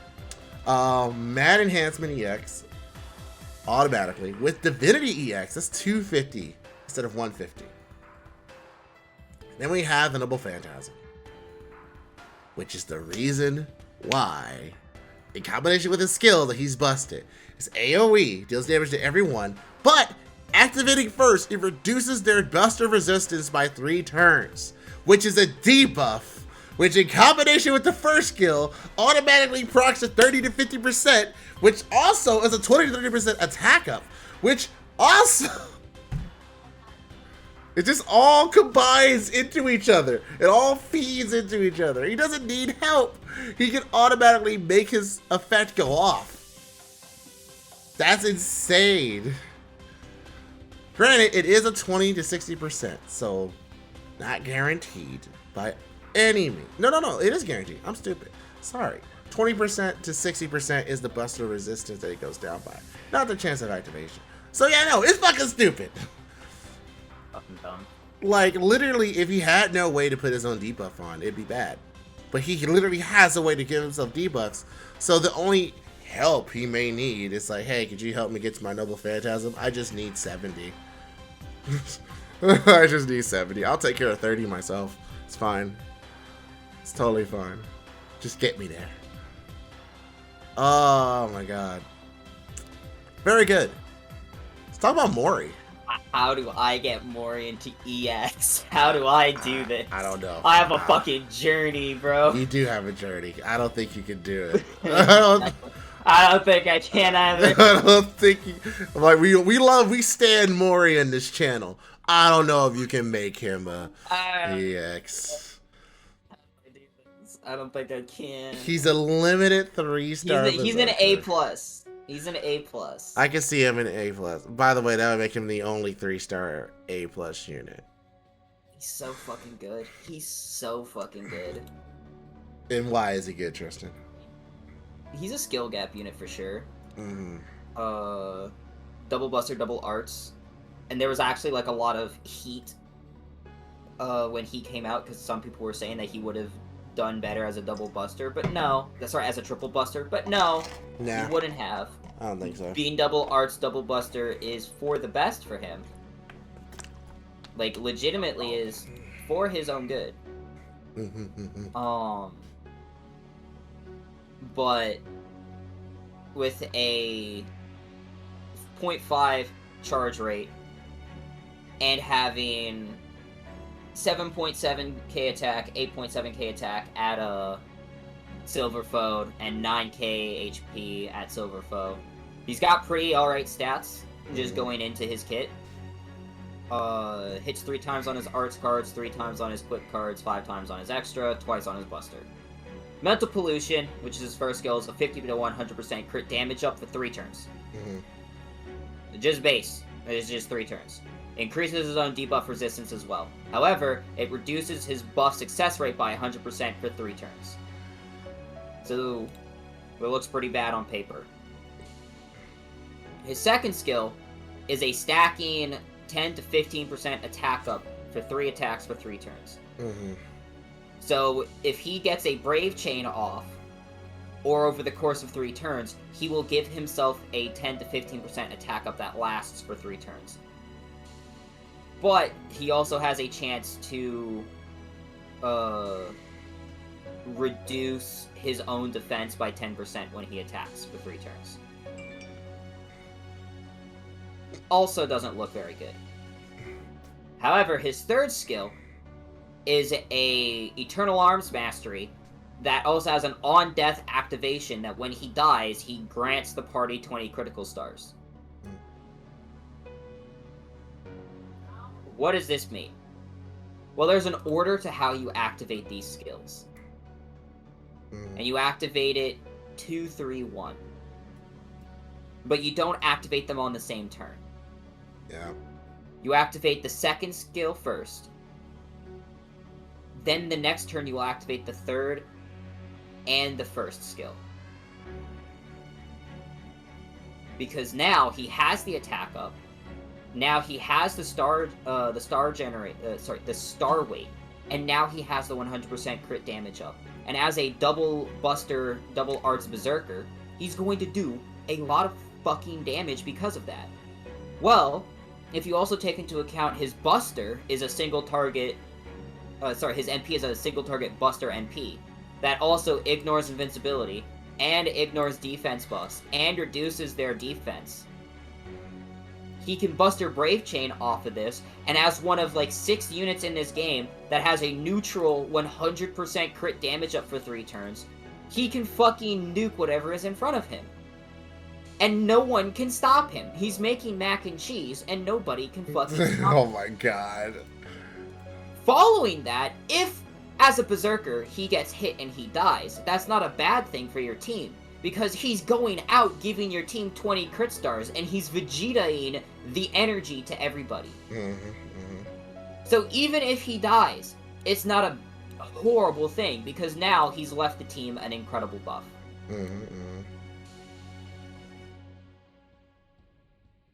Agreed. I can see him as A+ for sure.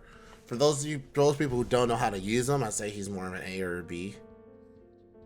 But A+ for sure, because that output, there's not a bad skill. There's not a skill on here that's like, oh yeah, this is just a way to like make him not bust it. It's like, no, there's an order to how to make his skills work. There's a clear flow that you want to do there. So, all right, let's talk about Salome. We've seen Salome in a lot of social media circles because of the stupid shit that you could potentially do with her if you set her up under the right conditions. And she was even brought up in Assassins. We were talking about Serenity and dot damage overall. But where does that leave her now? Because she's like base. I want her at B. I can agree with that. Because she's definitely not a C. I think she's better than everyone else, C and below. My major issue, like, we'll get to it when we get to her third skill, because my major issue is her third skill. So let's look at her as not bad. Double Buster, double arts. Good hits on all cards. First skill is increasing on damage against enemies with lawful good for 3 turns, and then increase on attack for 3 turns. So that's multiplicative stacking, which again will not half because it's lawful good, but it will hit a good amount of people. But baseline 10 to 20%, not bad. And then she has Natural Body C, which gives her invul, debuff immunity, both 1 time for 3 turns, and increase on defense. So hard-ish defense, harder than a normal defense there. Can help keep her alive. But then we have the third skill. Recovers on HP every turn for 7 turns. Then grants herself the Dance of Lewdness regeneration buff for 7 turns as well, which is treated as a buff, so you can't get rid of it. What does that do, good sir? It increases MP and HP What, for Dance 7 of the turns? 7 Veils? Yeah. Uh, Oh, but it has a chance to remove So- one of her own latest defensive buffs every turn. and so over the course of 7 turns, she will regen 500 to 1k HP. However, over the course of those 7 turns, she will also remove any defensive buffs that she has. Any of them. Yeah, removes one of the latest. So No, that no, makes it's not even just the latest. So, let's say that you defense buff stacked over the course of several turns. She would go from the most recently applied and then work down the list. But she will eventually get rid of all of those defense buffs. correct. She has a 7 turns. We were saying the same thing. You just went more in depth on it. The reason being is because the payoff for this is something for the party. Mhm. At the end of those 7 turns, if she is somehow alive and she has somehow not died and exploded, she will grant everybody 100% NP charge if you max this skill out. Mhm. Is that cool? Yes. Is that viable? No. Yeah, that's like super long Kong. Because technically, yes, you could do it. But not everyone's gonna have the means to do it. Not everyone's gonna have the ability to do it. Not everyone's gonna be able to do it. That's a high skill tack, but also the reward is it doesn't make it worth it. So the reward's not there. We also do have the curse damage, which is the main thing people used her and talked to her about. The fact she deals damage to one enemy, gives them curse 1k damage for 5 turns with the evil curse status, which doubles the damage, depending on overcharge. Which is fine. I don't think is A though. I don't think is A. I think we're going to have her at B. She is certainly like better than some units. It's just this is one of those rare cases where some of the lower rarity units they've actually like kind of figured out. At least in terms of like Spartacus, Paul Bunyan. Like they figured some of them out. So it's weird. We're gonna move on now. We're gonna talk about Berserker Musashi. Everyone likes Berserker Musashi, right? Right? On her own, I want to say A+. I can agree with it. I will say her third skill's scary, but we'll talk about it when we get to it. Because once more, double buster, double arcs, good hits all around. Because like all of her EX-ness comes from buff stacking to NP loop. So like this is without that. If we were judging based off of design, her first ascension is easy EX, clap, no questions asked. It's just the right amount. It's so good. Yeah, Enough thigh, enough hip, one piece. beauty and simplicity. Like I think that's what that sums it up.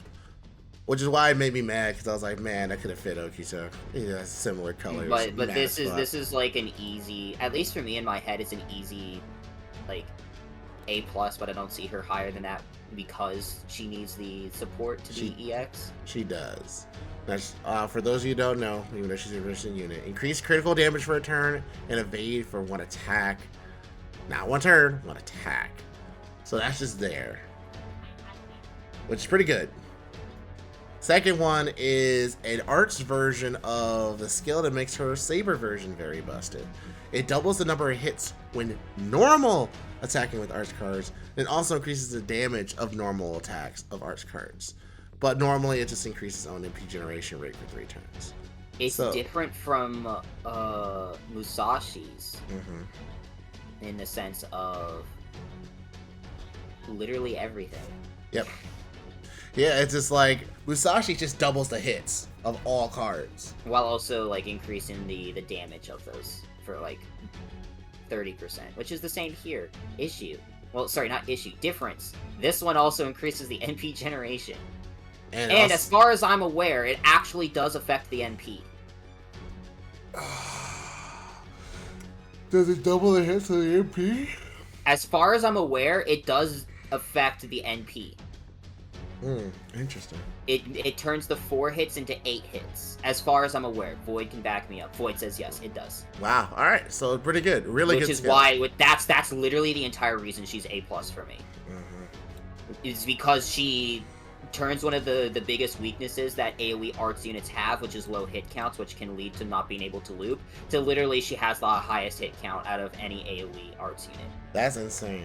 Third skill too is pretty good, minus the 5k damage, but doesn't kill. But I mean, like, but come it doesn't kill, which is great, and it also gives the guts, which is okay. Like they do a lot when it's like, hey, just in case you kill yourself, JK. You're not. JK, bro. Plus, making it ignore invisibility means she's gonna definitely hit you with her Noble Phantasm. And it's 3 turns. So, like, if you just don't have it yet, it increases on attack too. So this is really good. And then her passives take care of literally all her other cards. Magic Enhancement for the Buster. Riding for the Quick. Let's add some Divinity in there too. So she just has passive damage sprinkled into her kit. And remember, she does a lot of stuff on her own. As a weird thing, though, AoE again reduces their critical attack chance by 30% for 3 turns. It's the highest I've seen in a critical attack chance, by the way.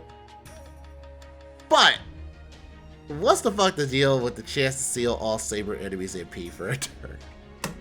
That is so specific, and I get it. It's because she came out during the Swordswoman duel. So it kind of works for against other swords users. The problem is, you didn't fight just sabers. That's the issue. You fought rulers, assassins, archers. You didn't fight that many sabers. So it seems like a very this overcharge does nothing. Like, unless you just so happen to be against sabers, and they're like, all right, fine. But it's so specific. Overcharge does nothing. They're like, just don't even think about it. Overcharge doesn't even matter. You use her for her skills and the fact that she can loop her Noble Phantasm. And in particular, Castoria, that's where the EX part comes in. Everyone's favorite dinosaur waifu, Momiji. This is like an A or a B. I remember I keep flip-flopping on Momiji. There's sometimes where it's like, I like her. And I was like, no, I don't like her. Or you guys know her as Kijio Koyo. Well, we know her as Momiji because it's just easier to say that. Yes, she is indeed a dinosaur in her first ascension. And then she has like a priestess form and then like a hybrid dino priestess waifu form. But real people do either the first or third, in my opinion. This is true. Most people do either first or third. Yeah, because at least the first is a fucking dinosaur. You're not gonna say no to that. And the third is a monster waifu. Like, no one's gonna hate that either. Anyway.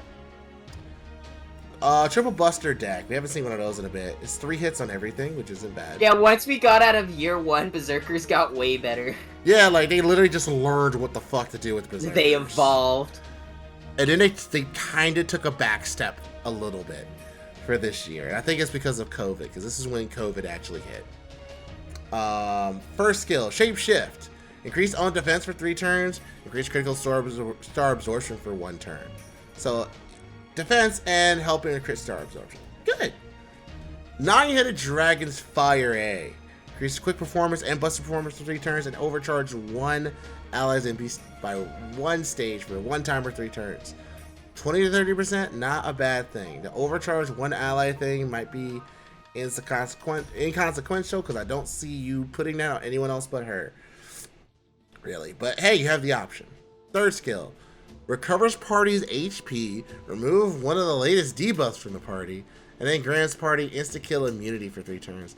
It's a weird bit of utility to where the first 2 skills were all about herself, save for the MP overcharge stage. But now all of a sudden that third one is just all about the party, which to me doesn't line up so much. It really does. It really feels weird. It feels off. Like, it just, because it feels like if you're using it for her, the first skills you're using to keep her alive, get her crit absorption going, get her quick and busted performance going. The third skill doesn't have a crit bomb, doesn't increase the attack, like doesn't give like a hard defense or guts or anything. It just prevents party insta kill immunity for 3 turns, and then removes a debuff from the party and recovers some HP. Granted, this is one of the few times I've seen grants party insta kill immunity that wasn't like a time limited. It just says turns, like 3 turns. You're not dying from insta death from anything. But again, how often are you facing insta death? Not very often. There's only one more EX, by the way, for Berserkers. Agreed. Just so you know. MP, by the way, just before we get on with it. Yeah, it's a single target. Single target. Yeah, increases own attack for 3 turns. There's your attack stacking. And then they can, but the problem is it does put a burn on them. I don't get the burn. I guess that's going to be like a lore thing. It's a lore thing. Well, sure, but any damage against the Berserker kind of hurts. I feel like... At least it's only 3 turns. One thing that I just want these fucking companies to understand is that you can't just put a demerit on somebody for no fucking reason. Or I don't give a shit if it's for lore. There should be an actual like reason for that demerit to be on that unit that isn't just hampering the unit's gameplay. Agreed. I agree with that. I also agree with it in the stance of like, what's the word? Okita J Soji. I like her, right? I'm still really mad that you put a shit ton of demerits just to do it. It's like, I get it. She's a joke character. She's a gag character. She almost died. Why did you put so much demerits even on the passives? That's fucked up. Every single passive has a demerit on it. Like, back, by the way. Yeah, okay. So yeah, please note, as of this point, you'll see there's a lot of A+s. We're starting to kind of diverse what we honestly feel about these servants, how we're grading them per se. When we go back over the other tier lists for adding new servants and taking into account strengthenings and stuff, you might see some movements, honestly. I know Tristan personally wants to move up Langling to an EX spot for Saber specifically. And then we do have more Sabers that are added, like one of the Fairy Knights. So a couple things change, everything else. But that's the plan. The plan is, once we get done with all the tier lists, which we only got one more after this, which is the extras, we're going to go back through the tier lists and just update them. I'm not sure if we're going to do all in one video or if we're going to do like one per video, but we'll figure it out. We might do it all in one stream, and then I might separate that into videos. We'll move on to the next, the final, second to last summer server. Brain Berserker. A to start. A to start. All right, you're more generous than I am. You're more generous than Look, yeah. I A to start so that we can go up or down. That yeah, you know, that's true. I'm so glad we added that. That helps us so much. It's so nice. It's so nice. It's so nice. But yeah. Yeah, just put her there, and then if we go through it and we feel better about it, we can just go up, and if we don't feel too happy about it, we can go down. Yeah, we should have came up with that sooner. Yeah, well. Yeah, it's been a bit, but yeah, no. Summer Brand. A lot of people like Summer Brand. I've seen a lot of videos where Summer Brand was like in the top 5. I don't know why, but I've seen it. Let's take a look at her though. MP charge isn't bad, 0.85. She has 3 Buster cards though. The hits aren't bad, but still. Anyway, first skill, evade for 2 attacks, 3 turns, reduce some damage taken for 3 attacks and 3 turns. I don't like that. I don't like that at all. Because the evade will stack with the attacks from damage taken. Yep. This is correct. This happens. Like, so for 2 attacks, she's getting the evades eaten up and the reduced own damage taken as well. So really, she only has 1 turn. She's reducing damage. I feel like I made you another stream marker there. But, second skill. Charges on MP gauge every turn for 3 turns and gains charge every turn for 2 turns. This is not a bad skill. It's fine. It's fine. Third skill.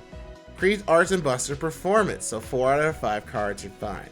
Increases Arts and Buster performance for Brynhilder's beloved allies except herself for 3 turns. So if you just so happen to randomly have Brynhilder's beloved allies, then they get an additional 30% Arts and Buster. No, they also get 30% Arts and Buster. Okay. This skill I don't like. I feel because like while 4 out of her 5 cards are getting buffed, only 3 of those cards matter.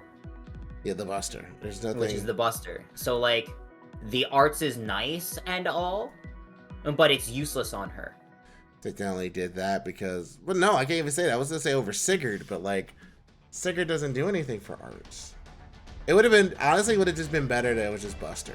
It was just Buster. If they wanted to keep the Arts Buster for the Brynhilder's beloved so that it busts both, like, you could give her an actual nice niche. Make her have a 30% Buster for herself, but then she gives 30% Buster and Arts to allies. Yeah. Which would have been good. But this is just like, that Arts on her is essentially dead. Like, yeah, you could use it, but you're not going to. At all. Also, very good that she can ignore invincibility for a turn. That activates first and deals damage to everyone. Also increasing her Buster performance as well. So, we have some additive stacking. We got some multiplicative stacking. Only thing we're missing is like straight up attack up. She's fine. She's not like the best. She's not insane in my opinion, but she's not bad. She only really has 2 good skills. That first skill might as well fucking burn in a fucking hell pit. Whoever thought that was good design is awful. It's only good because it's a evade at its worst. But it's just... Who decided, like, did they not learn from Mashu? Because for those of you who don't know, even from Mashu and Camelot, her defense cut, or her damage cut, when you apply an invuln or anything that stacks above the damage cut, even if they have like an invuln or an evade up, that damage cut will still go away. Sorry, forgot the dab. Yeah, I don't think most people thought that. But let's go on to Galatea. I think it's fine putting her in A+. I think A+ is fine. Yeah, okay. I'm glad we agree on that. Like, personally, A+ is fine for her.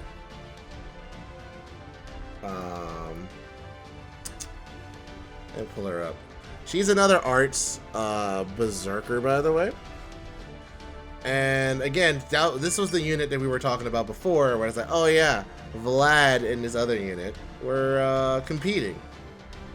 Also, people like to talk about her fucking pants, but whatever. I don't really care about that. Triple Buster. Problem number 1. She's a triple Buster. That's an issue. Because you want her to be, like, comparable to Vlad, but Vlad has the extra Arts card. But instead you give her this Buster, so now she's more offensive heavy. A little bit of an issue. Well, she's more face card heavy now instead of NP heavy. Sorry, yeah, face card. Thank you. That's a better way to put it. She does have good hits on the quick and extra. Which isn't bad. And quick can get some MP. But she's on an MP charge attack of 0.6. Let's keep going. First skill, Arts and Buster performance for 3 turns is increased. And then she has a buff removal resistance for 1 time or 3 turns. And then she also charges her MP by 20% flat. This skill is a hot mess. It's a lot going on. This skill is a hot mess, and I don't know how to attack it. So it's the same. It's a similar reason for Bryn. Why is the Arts here? But in that same like, you know why it's there. It's because the NP is an Arts NP. Mm-hmm. Whereas Bryn's is a Buster. Okay, so that's better in that regard. All right. Anyway. So they attach the MP gauge to the Arts performance. At the very least, it's 3 turns. Right? Yeah, like it's 3 turns, but like my issue with it is if you don't loop, if you can't loop, you only get one turn of that arts up, and then it's just Buster performance from there on. Because it only has the one arts card.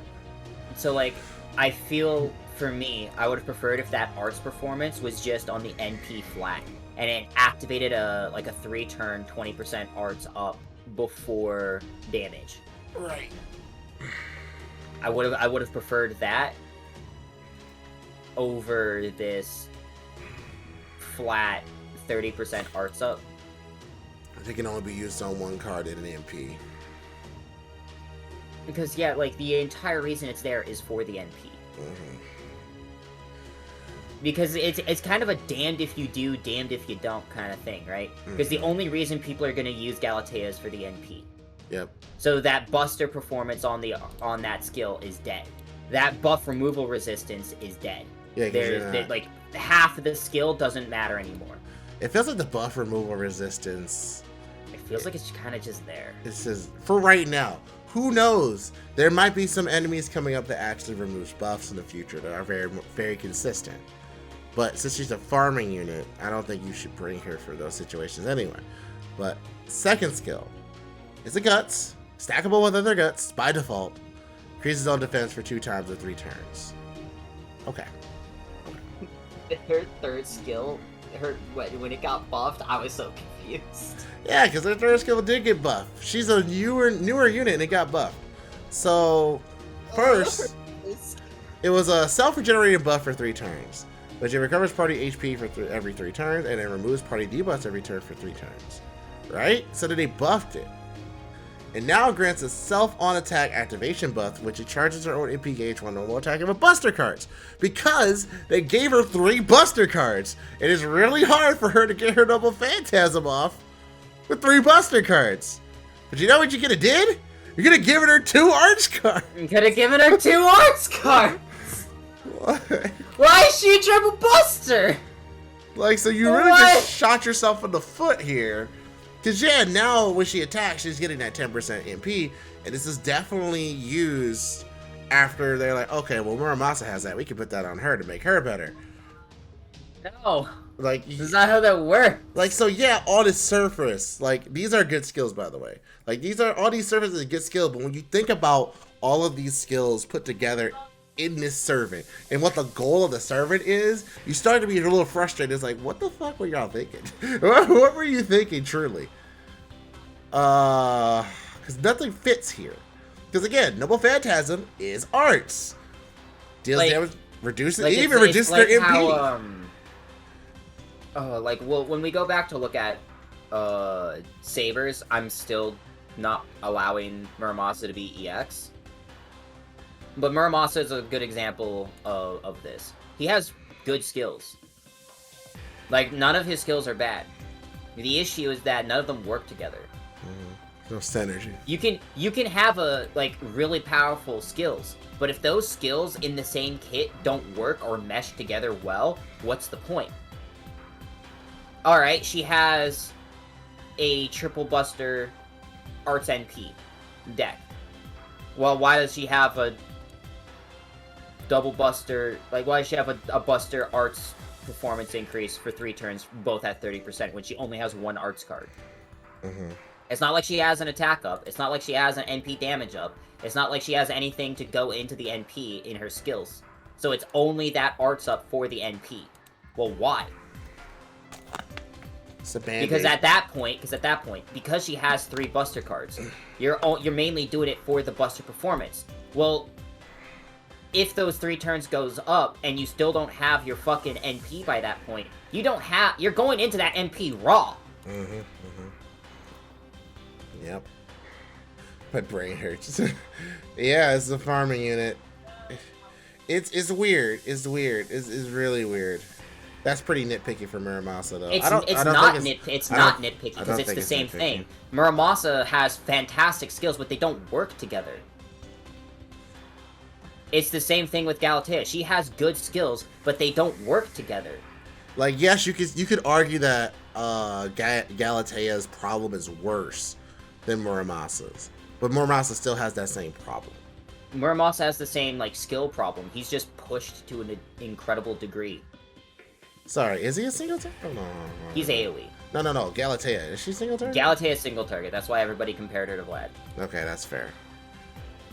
So, sorry. I think they're attacking the comma because I said for farming. But...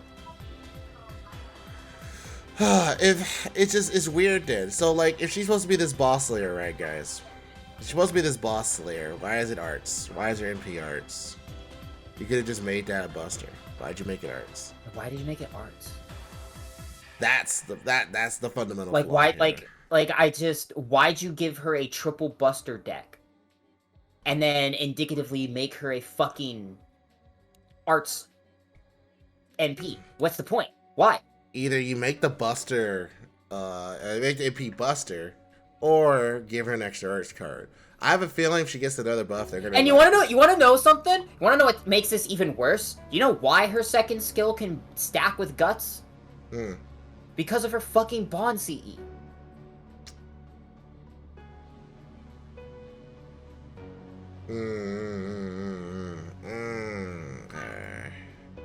That's the entire reason her guts can stack. Because on her Bond CE, it grants her another guts. That when any of her guts are procced, it charges all the allies' NP by 20%. That's why her second skill can stack with other guts. Solely because of her Bond CE. And because of the whole thing being introduced, like, well, we're just gonna give it to our people now. But yeah, the Bond CE definitely.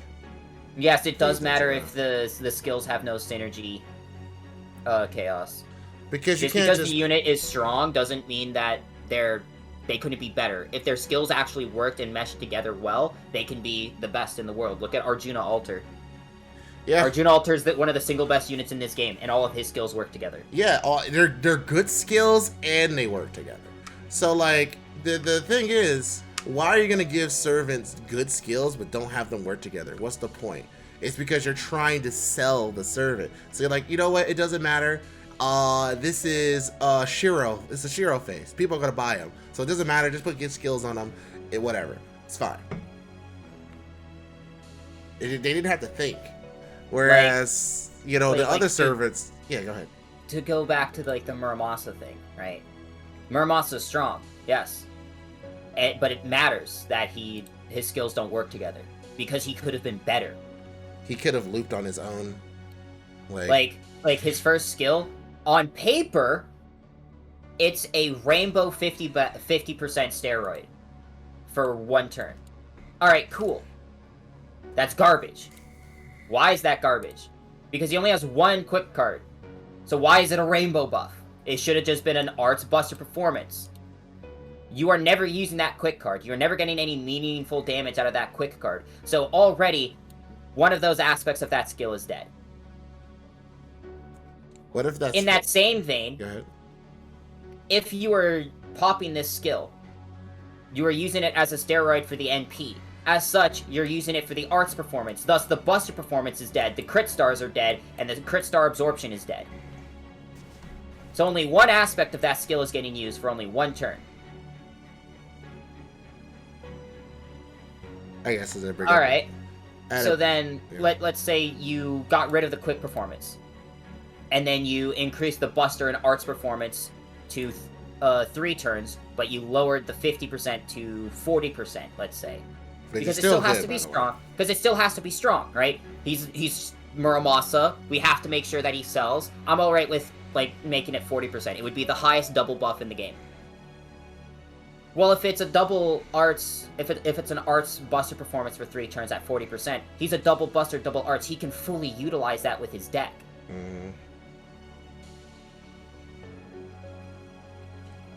But, what is he gonna do for one turn? And then you look at his Karmic Vision. Alright, he ignores Invuln for one turn. One turn, he can do this. Yes, he can also increase his damage against evade or invincibility units by critting at 100%. And he also increases his regular crit damage by 50 to 100% for 3 turns. So he's essentially, against units that have evade or invuln, he's doing 200% crit damage. Cool. For one turn. And then it's gone. Why? Why is that there? How does that fit with his first skill? You know why? Actually, I do know why this is a rainbow buff. Do you want to know why it's a rainbow buff, Tristan? Because he's a blacksmith. Because he's Emiya. Yeah. Chloe and Emiya both have a rainbow. They both have a rainbow buff. It's something that me and Kay were talking about. They looked at Emiya and Chloe, saw their good skills, and were like, "All right, let's just put that on Muramasa." Yeah, because he's an Emiya face, so he has. But it doesn't fit with him. Exactly, because he's still different. He's not Emiya. It doesn't fit with him. If he was Emiya, this would fit, but because it's like, oh no, Shiro Emiya, so he has to have it, even though he's Muramasa. He has to have the quick arch buster performance. Because even with the fact that his first skill is also a star bomb and a star absorption, it's only 15 stars. It's not any. It's a shitty instinct star bomb. We were going into year 6 with this fucking unit. He was the beginning of year 6, and they still couldn't give him 20 or 30 stars, which every other instinct had by that point. So he can only get one card, potentially, to actually have a 100% crit rate. But no, he can't. Yeah, and his third skill is a fucking 50 battery, and that's the only thing that matters, because the Blaze buff increases his NP gauge by 5 to 10% when normal attacking. Who cares? You're a double arts unit. No one's gonna notice that. Is it do an arts quick arts chain, and you're already at like 60%. It's kind of weird. I almost wish we had that the third skill that the NPC has. Yeah, that would have been so much better. If you gave him Godslayer instead of Blaze EX, gave him the Divine Spirit, gave him like anti-divine, invincibility ignore, defense ignore, and gave him the defense, and gave him the NP battery for 50%, it would have been such a better skill. But they were being experimental, and they were like, okay. They were being experimental, and because that Blaze buff went into creating Tomovich, because that went into the Buster up that she ends up having. But none of those skills work together.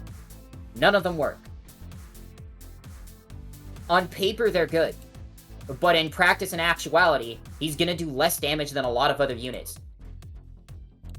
Then he's also limited too, so like, why would you, unless you just like the unit, why would you spend money on it? Funnily enough, no joke, I'm not even joking with this, out of all of those sabers, Ibuki does more damage than Muramasa. Hell yeah.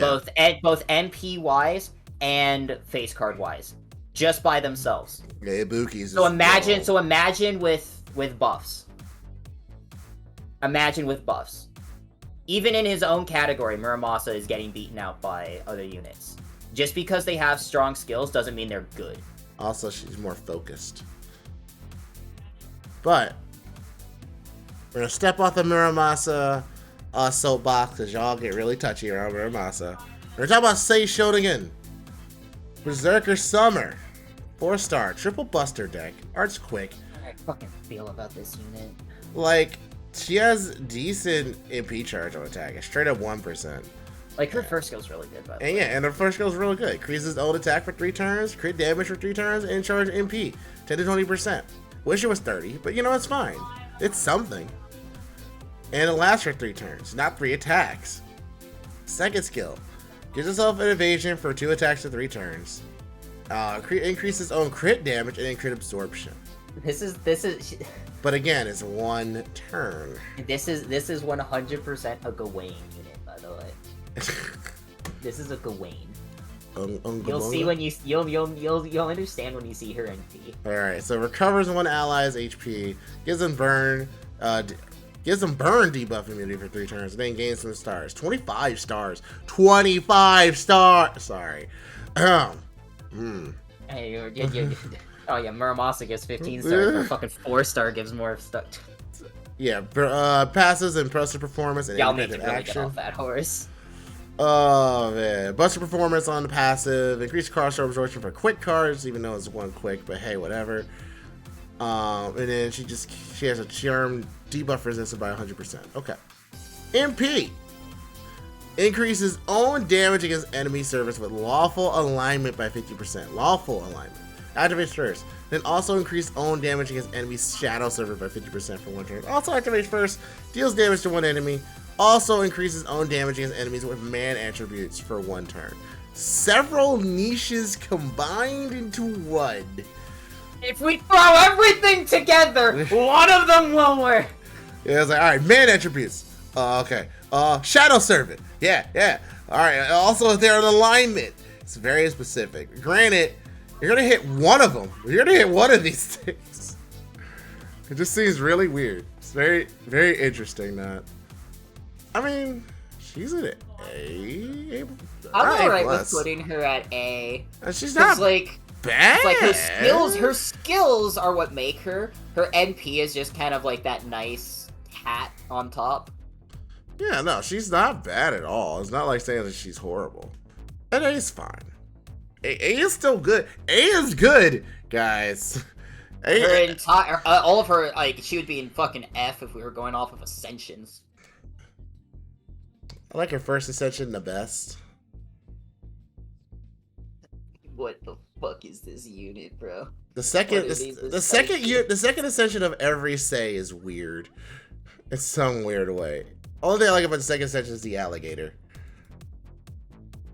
And then the third one looks like she went to BB's closet. It's like, yo. Let me Yeah, this is true. Alright. So you already know we gotta talk about this is Morgan's weird for me because I didn't like her and now I like her and I don't know how to feel anymore. I still like her as an EX unit though. Even though I feel weird about her. I had to save Morgan for last, even though she wasn't the last unit.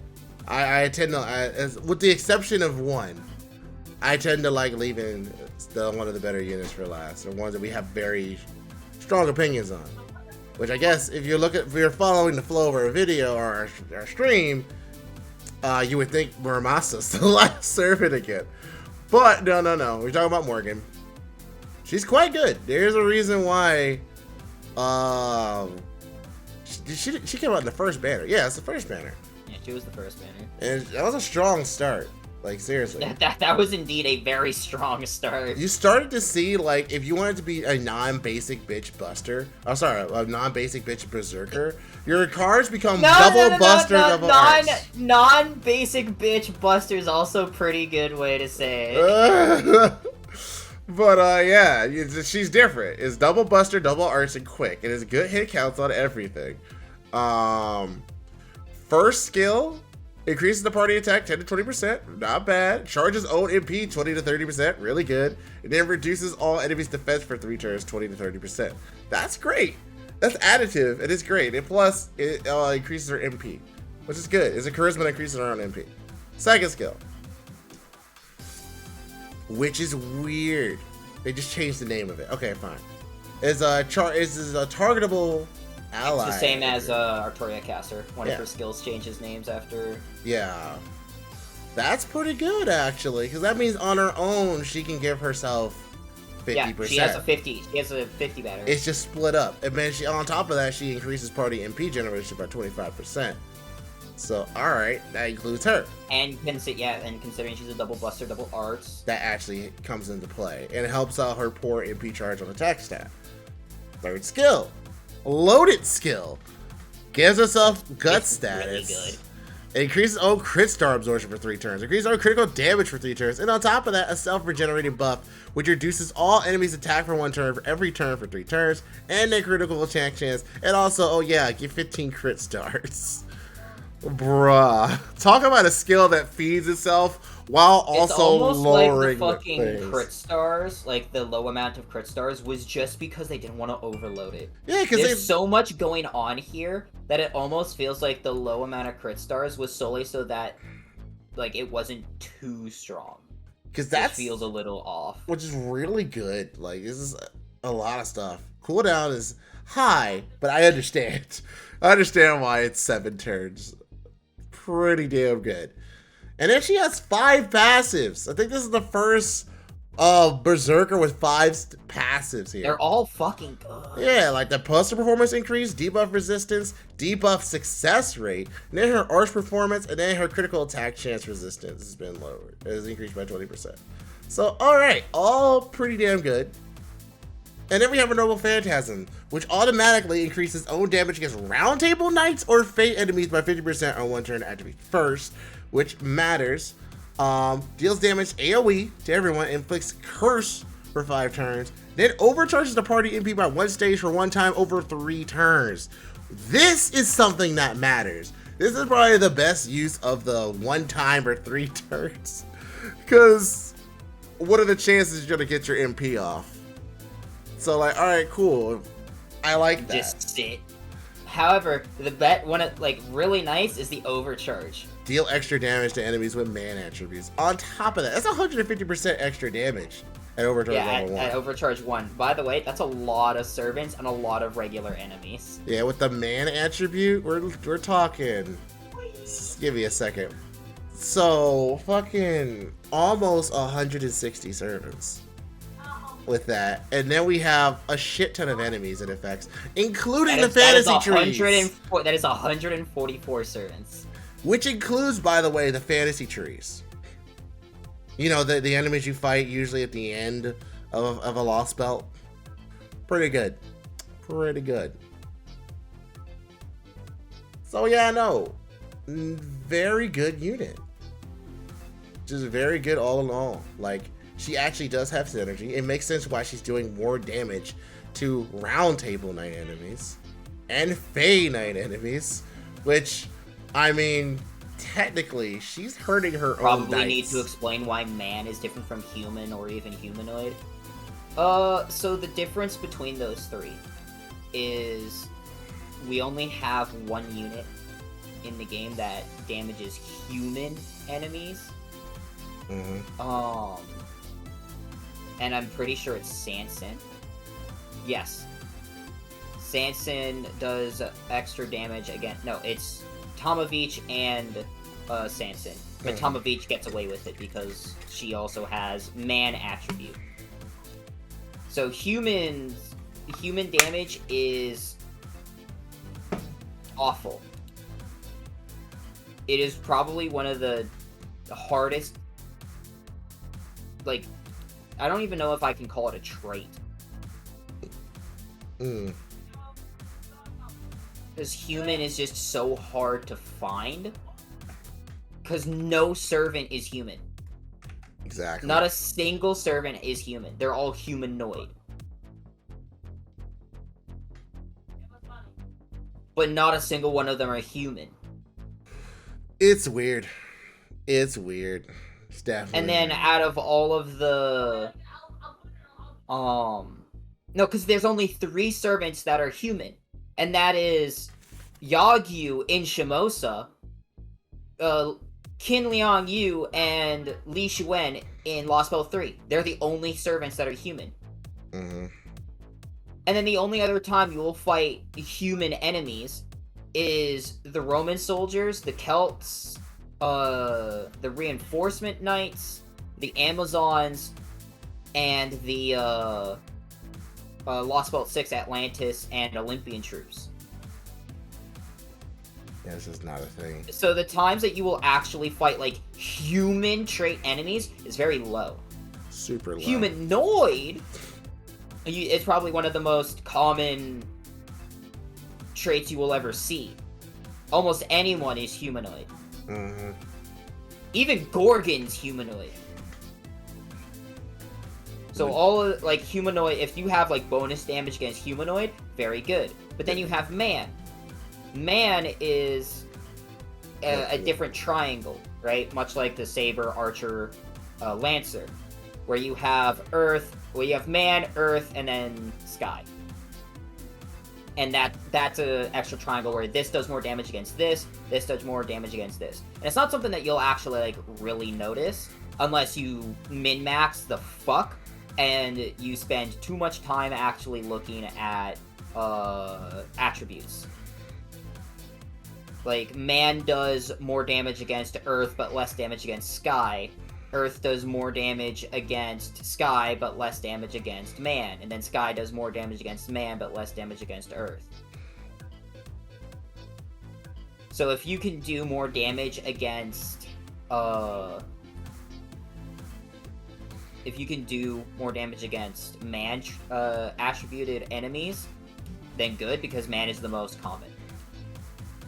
Because almost any servant is a man-attributed servant. Unless, you know, they have divinity, in which case they are probably earth or sky.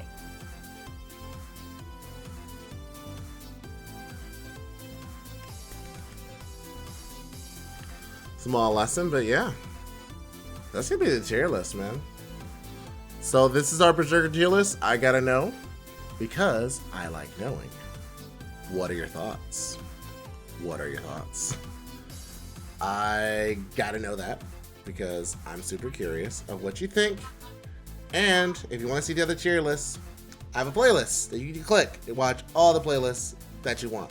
You can click that, see our opinions there, see how radically different that we were when we started, and expect where we go from here. Extra is next, so I hope you enjoy. Who's the strongest Berserker? Arjuna Alter.